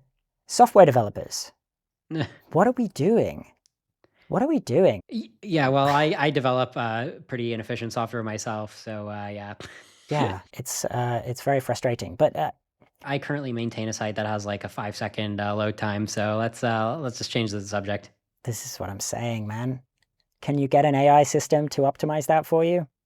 Exactly. Yeah, that'll be so that's the kind of thing that I get excited about, right? And it takes up a lot of my attention. It still pays the bills. So, but I think this is an interesting difference between me and you, because you're farther along. Maybe you're like better at spotting icebergs, or your gut is, right? I think we're both kind of talking at the same level in terms of like our rational mind, right? In terms of like having an intellectual debate, but then in terms of having our gut register it, right? I've just got a bigger barrier, a bigger firewall between my gut and my rational brain. Perhaps. I don't know. The relationship between my gut and my rational brain is complicated. It's subject to a long history of litigation and treaties. Yeah. I don't know. People should not use me as an example. So the ultimate communicator would have your gut, and then my fearless displays of fear-mongering emotion. Perhaps. I don't know. I think you need different things to get through to different people. I think if I had been yelling and screaming, a lot of the people who listen to me would not listen to me. A reputation for level-headedness is valuable because level-headedness is valuable. But I think that a broad range of approaches makes sense. And I want there to be more people yelling and screaming so that I can disagree with them when they're exaggerating and agree with them when they're not exaggerating. There is space for this to be a much larger discussion. Most people are just barely talking about this. And it's obviously the most important thing happening right now. We don't have to do one thing or the other. I think there should be a lot more people doing this, and all of the things should be done. Like, throw the kitchen sink at it. Yeah. Do you agree with the perspective of like, we got to raise the temperature the same way that when you get a flu, the first thing your body does is, get a fever? Like, all right, let's just raise the temperature. Let's bring some focused resources on this challenge, and then we'll figure out what to do next. And sometimes you're like, no, the fever's bad. We got to take medicine for the fever. But do you think that society kind of needs to be in a fever state about this? Because I kind of do. I don't know. I don't have a really clear, concrete sense of what that metaphor would mean in practice. It basically just means people being worried. Like, I'm sorry, that's why I'm saying fear mongering is good. Like, the fact that days go by and people just don't think about it at all, that doesn't seem appropriate at this point. Sure. Yeah. The problem is, to abuse the metaphor, a higher temperature is worse for clarity and for coordination. Yeah. The more people are involved, the harder it is to coordinate anything. There's so many people now who have understood half the message. It's so hard to get across AI could be an extinction risk. People say, how? You say, well, because it could be extremely capable and extremely powerful. Like, that's a necessary step. And if you've convinced people that AI could be this capable and this powerful, sometimes people then just stop listening to you from there and get excited about how powerful this thing is and go on and try to make it happen even faster or something. Looking at you, Sam Altman. Yeah. It's an interesting thought experiment. Imagine that it's, the late 30s.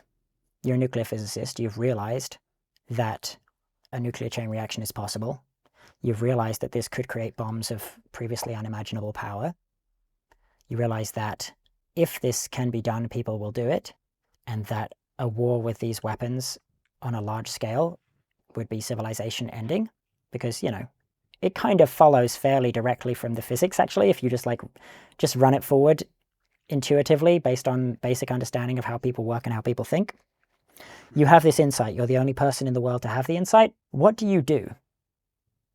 And specifically, how do you reduce the risk of global nuclear war? How do you not just cause it to happen? Who do you talk to? What can you say to them? How do you do that? I don't know.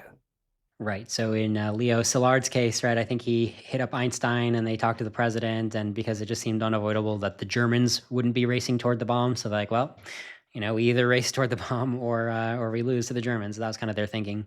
Yes, it is somewhat hard mode if you're up against literal Nazis. Right. People are like, oh, China's racing, so the only solution right now is to go build AI. But of course, there's a couple places where the metaphor breaks down. Number one, we're not at war with China. Like, at the end of the day, it's very possible to just make a handshake deal with us and China of like, hey, how about we do a plan where we both survive? Like, that is at least in principle possible. Totally. And then, and then number two, it's not like nukes, because it's not like one of us is going to nuke the other. It's just we're both going to be the victims of the AI's abilities. Yep. It's like a nuke that you can't aim or something. And yes, we're not at war with China. And China is not, or at least they weren't, racing. I don't think the people saying that actually checked anything about China's actual policy. It's sort of politically and ideologically useful for them if China was blindly racing towards this thing. They didn't look to see if they were, or if they were open to not dying, if they were open to some form of agreement. I don't know how true it is now, but it certainly used to be a lot more true. I think people are burning a lot of goodwill unnecessarily. I don't know. I'm not an expert in international politics. to say the very Yep. least. Me neither. Okay, so in terms of policy recommendations or action items, what do you think of Eliezer Yudkowsky and Nate Soares' book, If Anyone Builds It, Everyone Dies? Does that title make sense to you? Yeah, I think the title does a good job of getting across this core thing, right? Of like, Mhm. it's not a race that you can really expect to win. It's just a race to be sort of first loser or something. Yeah, the title has really grown on me. When I first heard it, I'm like, this is such a typical, like, out of touch nerd title. This isn't going to fly as a book title. But that may still be true, but the title has grown on me because it is quite a convenient thing to repeat, right? It's like people will be saying something like, hey, remember, if anyone builds it, everyone dies. Keep that in mind. That's actually quite useful. Yeah. Yeah, it reminds me of the statement about that the risk of extinction should be treated by society like a nuclear risk or whatever. I don't remember the specifics, but it was short enough that it fits in a tweet. You know, you're putting the most significant bits of your message in the title. I think that makes sense. So then it's a short, logical step from thinking that that title makes sense to wanting to pause AI, right? As in pauseai.info or pause AI US, the US chapter. Like that seems to be like a good movement, right? I mean, shouldn't we be yelling to pause AI? Yeah, that's the kind of thing where it's like, that feels like an over simplification. Like getting it down to if anyone builds it, everyone dies is kind of okay because it is ambiguous. Pause AI is interesting just because AI is a lot of things. And most of the AI, like, I don't want to pause like image generators and like song generators and whatever. Those things certainly have like their downsides. The kind of fake news side of things is concerning, but again, it's the like normal type of concerning that technology often is. But like there's all kinds of AI things, AI applications and AI technology that I think is just straightforwardly good in the same way as other technology. Yeah, so but the request of pause AI, at least most people who are part of it, they're basically saying pause increasing the frontier of AI capabilities. So anything that we've already survived having today, we can exempt that. We can grandfather that in. Like it was irresponsible to give it a shot because it had like a 1% chance that you'd go too far in killing you, but it didn't. Okay, let's not push our luck. That's basically what we're saying. So you can keep the Spotify playlist or whatever, right? And I'm happy to keep those things. Yeah. But I'm also happy to advance a bunch of these things. The thing that I don't want to advance is general purpose agents, and especially general purpose agents that can help with AI research. That's not most of AI or something. And so like, I don't know, I want to pause AGI. I want to pause progress towards Right. superintelligence. Okay, so like if it was called pause AGI, you'd be chanting it? This is what I mean, where like I'm not the type of person who's particularly well suited to going out and chanting things because my sign is going to be mostly footnote. But yeah, pause AGI, pause progress towards superintelligence. If you look at these companies, they talk a very big game about we're making cool products. That's true. Recently, they've been relatively mask off about like we're trying to create superintelligence. We are trying to like the actual goal is world domination. They didn't say it exactly in those words, but like that is the thing that's not okay. But just like getting incrementally better, narrow AI technology that's just like solving problems for us and making life better, this is great. It's just this one technology approximately that we don't know how to do safely. And the other stuff we also don't know how to do safely, but like the actual risks it poses are more in the range of things that are usually, worth it for the benefits that you get from the new technology.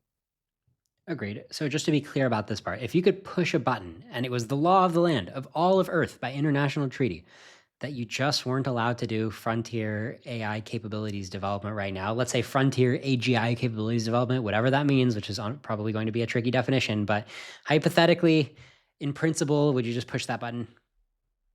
Yeah. Okay, and we Yeah. hate it, right? Because we're both having fun seeing these new capabilities come online, and we're excited by them, but we just think it's a responsible thing to do to pause them. Yeah, if you can do it, if it's a magic thing that gets you like an international treaty with proper like enforcement that actually works and a well-defined unpausing criterion that makes sense, and the whole thing isn't like, God, people are a problem. Anytime you try to actually do any big policy thing, people grab hold of it and twist it, and they only have to twist it a little bit before it's useless or actively making things worse. And this is somewhere that I don't feel particularly hopeful. I think it would be good if we could do it. And I think everyone should acknowledge that, at least. Like, a lot of people are like, you can't do this. People don't work that way. You won't achieve the thing you're trying to achieve if you push for this, which may be true. But that's not a reason to not acknowledge that it would be good if you could. Because if you believe that it can't be done, then it can't be done, right? Yes, it's important to start the conversation at, in principle, if humans didn't screw it up, what would be the ideal? And I think we're agreeing there. And then, of course, once we go down the rabbit hole of the nuance, maybe we have different disagreements. So lastly, there's this other action item that you've recommended that I'm open to, which is the idea of technical alignment work, right? I mean, that can also add value, correct? Yeah, absolutely. I mean, like, what if you pause, what next? Exactly, right. So you can only unpause once there's enough technical alignment work to be like, okay, well, here's why we're convinced that unpausing won't lead to imminent human extinction. It'll lead to a better outcome with very high probability. So let's unpause it for that reason. So I agree that that really is how things need to go. We somehow need to do better alignment. Eliezer Yudkowsky has mentioned, like, it would be great to do human intelligence amplification. So we've got a smarter team of human resources doing the technical alignment. So I think we're all on the same page about that. In your most recent video, the one about AI safety career advice, you do encourage your viewers to go into technical AI safety, and you specifically mentioned Anthropic and Google DeepMind having these safety teams. But do you really think that we should be encouraging people to go work at Anthropic and Google DeepMind? Do you think that everyone who understands and cares about these issues should not be in the room where they can like affect what actually happens? So I would dispute the premise that there has to be this room where you build the AI, right? How about we just don't have that room and we lobby for the room to not exist? Sure, but that is, you can't put all your eggs in that basket. Right. Okay. So it's like I agree that it's like better than nothing to send people onto the inside of these companies that are doing something that we disagree with. But maybe we should send like most people to stand outside and stand in government and stand in rallying the people, as opposed to being like, yes, go forth and get in on the inside, because I'm sure you'll be able to do something so productive from the inside of these organizations that are locked into this race with bad game theory. I'm sure that you being on the inside is net positive. It's like, isn't that kind of like a last resort to go into the inside? Well, most people can't get inside anyway. So if you can, why not? The term I use is tractability washing. So these AI companies, whether intentionally or unintentionally, they benefit from the frame that AI safety is a problem that you just spin up a team and that team is working on that while you also work on capabilities. And are you going to solve the alignment in time, in the 5 years or whatever, however much time you have to solve it before it's too late? Are you going to solve it? Well, the answer to that question is we're going to do our best, because it's a sufficiently tractable problem that we're going to do our best. Whereas from my perspective, it's like, wait a minute, if we're grown-ups about this, if we can see a high probability that our best efforts are likely to fail, that this isn't a very tractable problem unless we get very, very lucky, then let's have the intractability discussion. Let's do what one does when the problem is potentially intractable. And they're just totally steering you away from that discussion. They're tractability washing. Yeah, it's not obvious to me how tractable the problem is. I see pretty plausible arguments on both sides here, or at least that, like, if you redefine the problem such that it doesn't scale to this true superintelligence stuff, it seems relatively tractable. It's the proper superalignment stuff that seems way less certain. Given that these companies exist and they have something called a safety team, that safety team should have smart people on it, and they should understand the nature of the problem, and they should be brave. They should be the type of people who don't pretend that the thing is more tractable than it is, don't pretend that the thing is safe, are happy to blow whistles when necessary.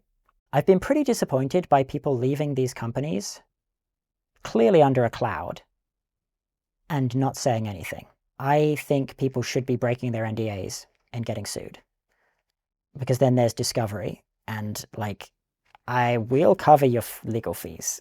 Like, yeah, actually, we need to have like a fund to cover people's legal fees. But the other thing is, like, once the thing is out, it's out, right? But the number of people who I think know a lot of things that should be public, and they're hiding behind NDAs mostly, or rather they're, because they don't get their stock options, if whatever, I don't know. Sure. So we got to give a shout out to Leopold Aschenbrenner and Daniel Cocotelo, and I think one or two other people I'm probably missing.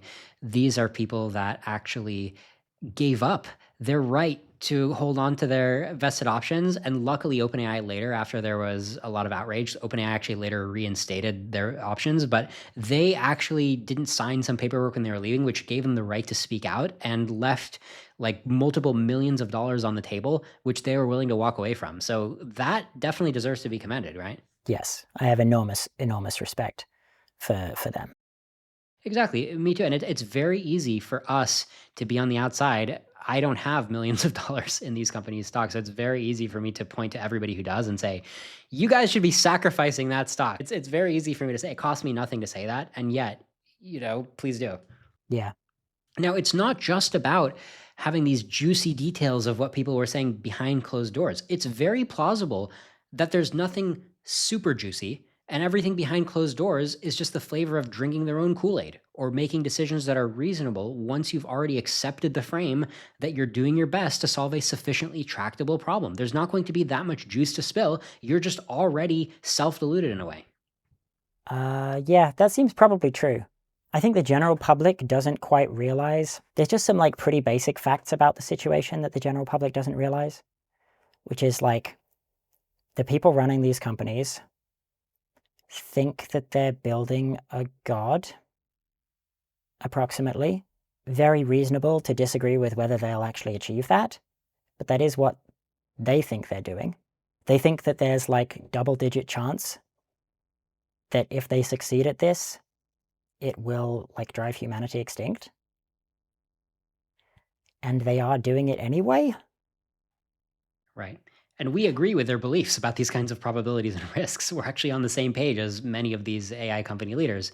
The only difference is the part where they say, okay, well, I'm going to just go ahead and steer this ship in this direction. Yeah, this is why I'm a little bit confused about the lack of a like mass protest movement. There are protests, but it's pretty small. I don't quite know what it is that's keeping people from realizing that. So I just want to push you before when you said, okay, people should join these companies and get ready to blow the whistle. But it sounds like you and I think that the whistle blowing point has already come. So what are you looking for when you join the company? I think you have this problem with people drinking their own Kool-Aid or whatever you said, that you get a culture within a company. If everyone with sensible ideas about this has selected themselves out, the culture of the company gets much worse.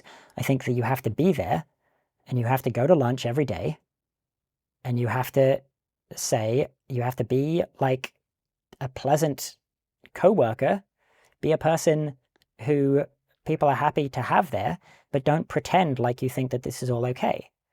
You say, yes, I am on the safety team. I think that we are currently nowhere close to figuring out how to align a superintelligence, and we probably should stop.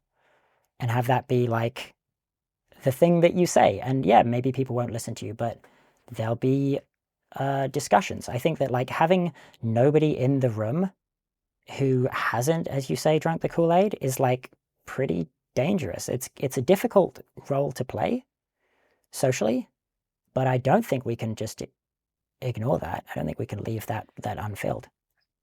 So nobody's job, understandably, nobody has the job description of tell the company when it would be reckless to proceed and therefore we should stop. That's never going to be anybody's job description. The job description is always going to assume, okay, you're here, just do your best, right? Come up with the best research you can.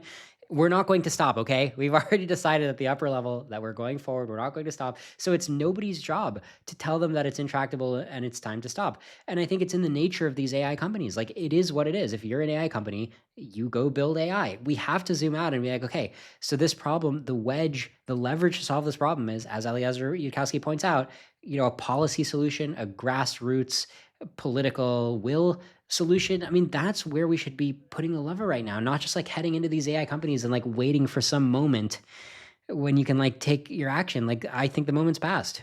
This is a false dichotomy. Like, you absolutely do both. I mean, it's not inherent to the nature of companies. You could just as well say, oh, if you're an airplane company, obviously there's nobody whose job it is to say this airplane is very likely to crash and we should not launch this product with humans on board. That's definitely somebody's job. That's many, many people's job.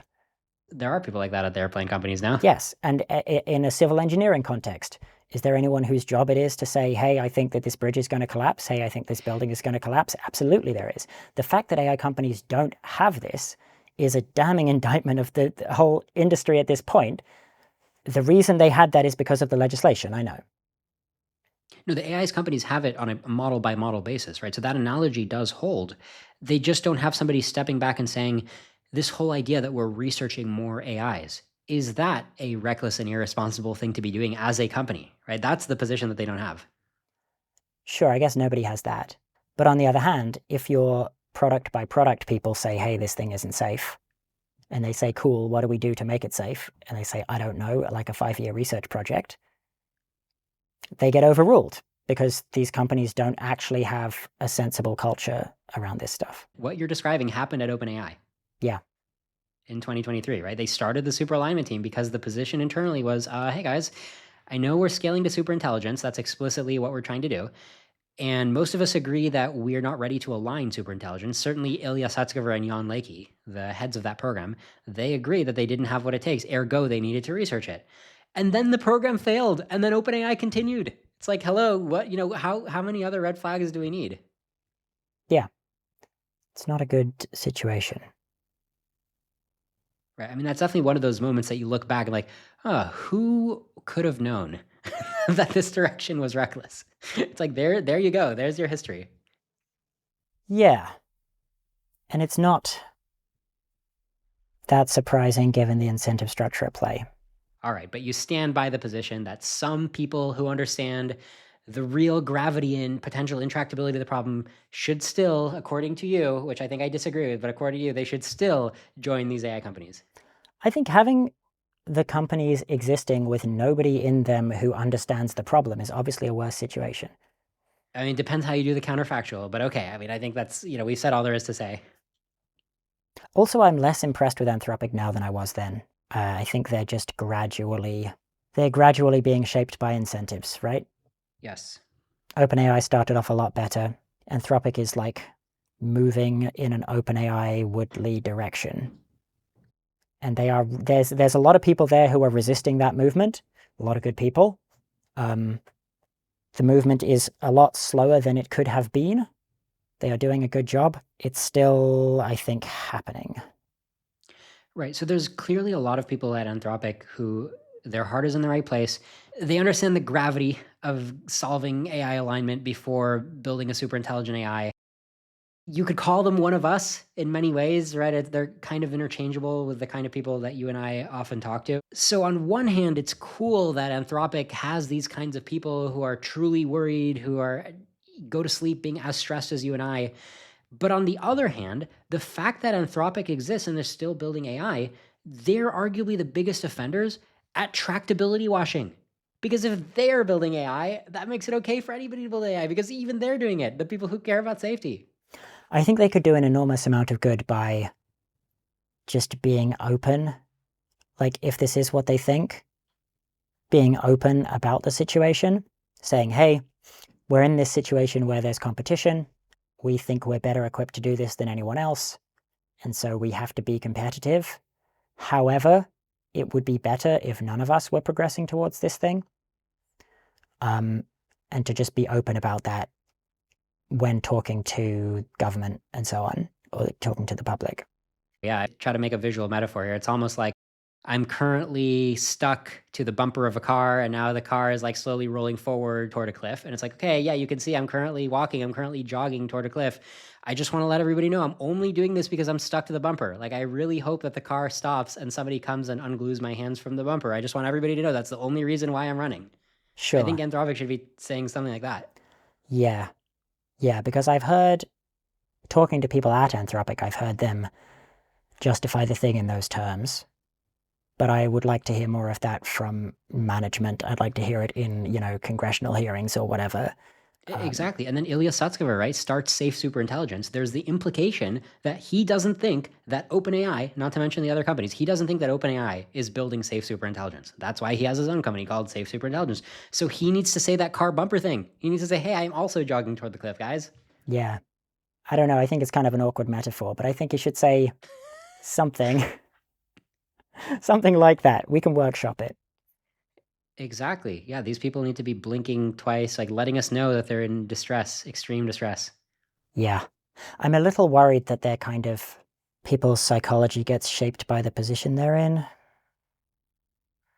I'm a little worried that their mind is molding itself into the shape that it needs to be in order to succeed at the internal politics of running one of these companies. Absolutely. Such that they may actually have lost track of what they had planned going in or something. I don't know.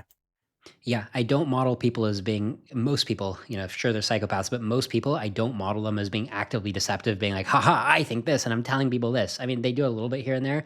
I do think for the most part, what people tell the outside is what they tell themselves, what they repeat in their inner monologue, if they have one.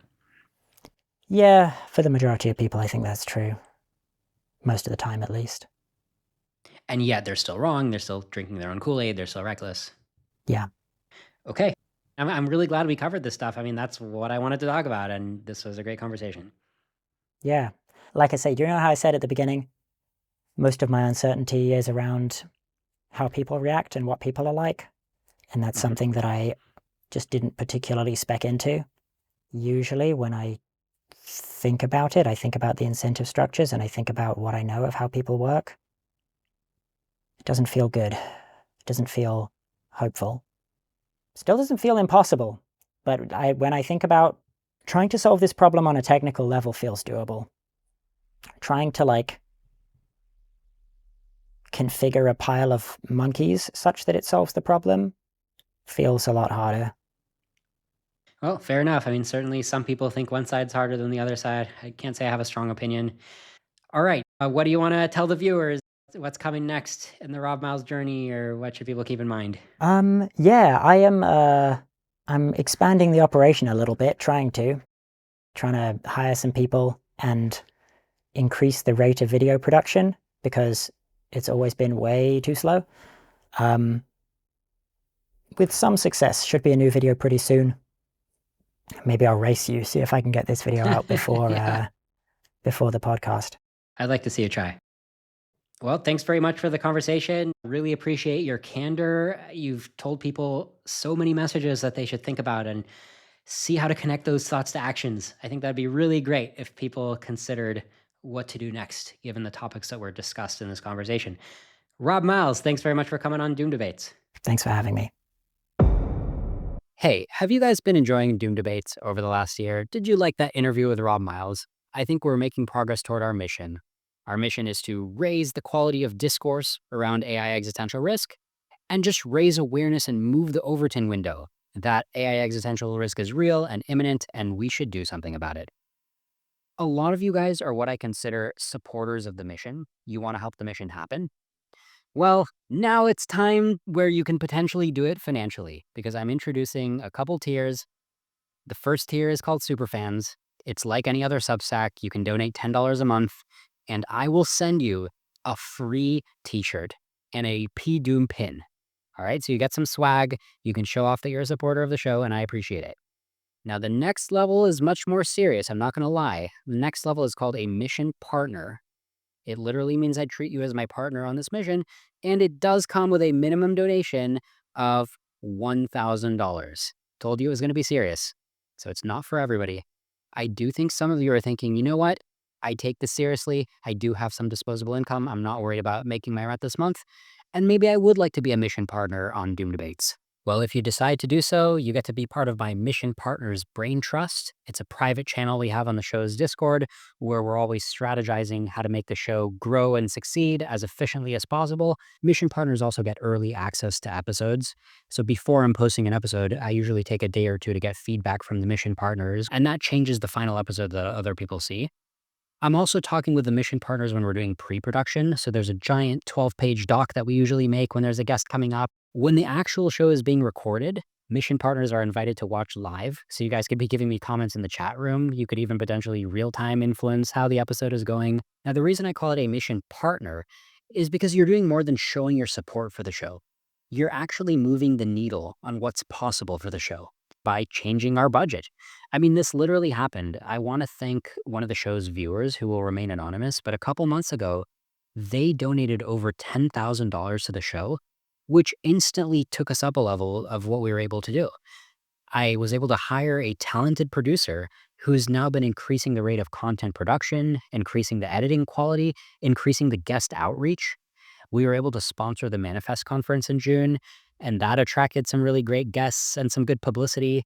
I think we're on a great trajectory here, and the faster we go, the better. Now, again, if money's an issue, don't worry about it. The content is free. On the other side of the coin, if $1,000 is chump change for you, well, there's no upper limit. You can test what PayPal will accept. Oh, and if you want to donate crypto, I don't have that set up yet, but just email me, liran@doomdebates.com. I'm definitely willing to accept it. It just is going to take me a little bit more setup. Okay, this is the beginning of the Mission Partners tier.